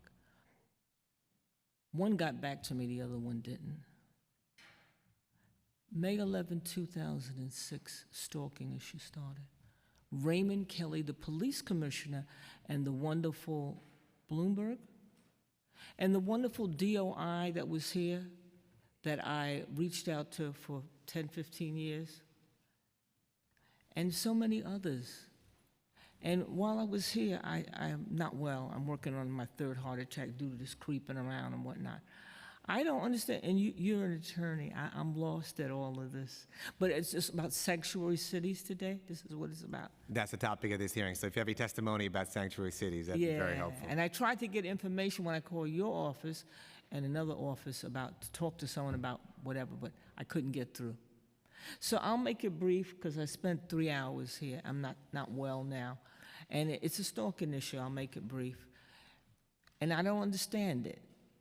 I don't really understand because 5,000 letters have gone to 4 presidents about all of this creeping around, and so I don't understand it. And the wonderful people from the sanctuary city that you're concerned about, the people who are here without their green cards, when I go and do my wonderful letters, I'm mobbed by those wonderful people who don't have green cards.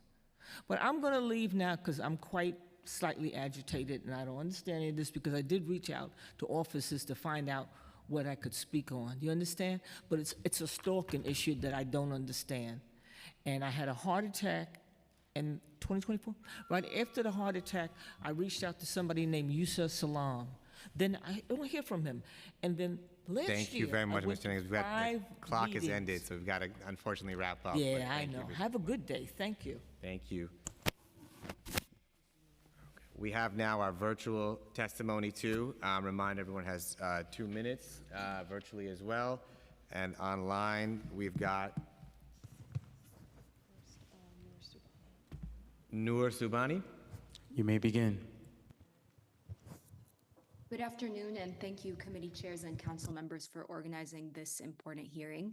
My name is Noor Subhani, and I'm testifying on behalf of the Surveillance Technology Oversight Project. I'd like to take this opportunity to highlight 2 initiatives that go hand in hand with strengthening the efficacy of the city's sanctuary laws by limiting the invasive monitoring of our communities by police, as well as information sharing with federal immigration enforcement. First, we must abolish the gang database and prevent data sharing with ICE. As was mentioned by my fellow panelists, the NYPD maintains a notoriously racist gang database that disproportionately profiles and criminalizes Black and brown youth. One of the most serious concerns is information sharing with ICE. ICE often accesses municipalities' gang databases to conduct raids, then charge or deport the people they detain. A recent investigation uncovered that the New York State Police gang database has been merged into a federal gang database, which is then funneled directly to ICE and used to identify immigrants for deportation. We urge the City Council to pass laws abolishing the gang database and preventing successor databases from taking its place. And at the very least, we must ensure that ICE is not given access to the surveillance profiles contained within this database. Second, we must dismantle the domain awareness system. The domain awareness system is a tool of pervasive and intrusive surveillance of New Yorkers. It links citywide camera networks, license plate readers, drone and helicopter feeds, shot spotter gunshot alerts, 911 and 311 call records, and other law enforcement databases into a single surveillance network. Every NYPD officer has easy access to the DAS on their smartphone and can share this information with federal immigration enforcement. In 2019, documents revealed that ICE uses the DAS data to create watch lists tracking undocumented immigrants. The DOI's December 2025 report highlights just how dangerous the DAS can be in the case of Liqa Kurdiya, where NYPD shared with ICE a DAS report. Thank you for your testimony. Time has expired. That included information on 2 summonses. You can she finish. had received. If you can't finish quickly, be good. Yeah, just to say that the DAS report included information on her student protest activities, and ICE used that information to support her immigration detention, which highlights the chilling effect on First Amendment rights that New Yorkers have. Thank you for the opportunity to testify. Thank you for your testimony and important words about this issue. Our final online is Christopher Leon Johnson. You may begin. Yeah, hello, my name is Christopher Leon Johnson. I saw the pictures outside that you guys posted with the Street Vendor Project and the NYIC, the Worker Justice Project about the pre-thing, and I'm surprised that none of you guys really are not calling for the firing of the Commissioner, Jessica Tisch. She is the root of all the reason why that Madani, our mayor, cannot even do what he promised to do when he's running for mayor with not collaborating with ICE when it comes to detaining the low-hanging fruit of the city, which are the Liberistas and the street vendors, and many of the low-hanging fruit. The city council has to, like I said many times last year, last session, and this year, I'll say it again, that this city council need to come out with a statement and tell Madani that they need to fire this police commissioner. She's the reason that the sanctuary city situation is going to keep on occurring for the next 4 years.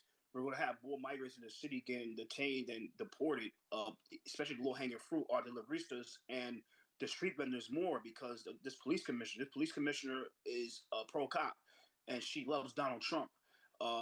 So the city council, going forward, I know next week we have the immigration hearing, and then we have the immigration for oversights like that. But starting you, Mr.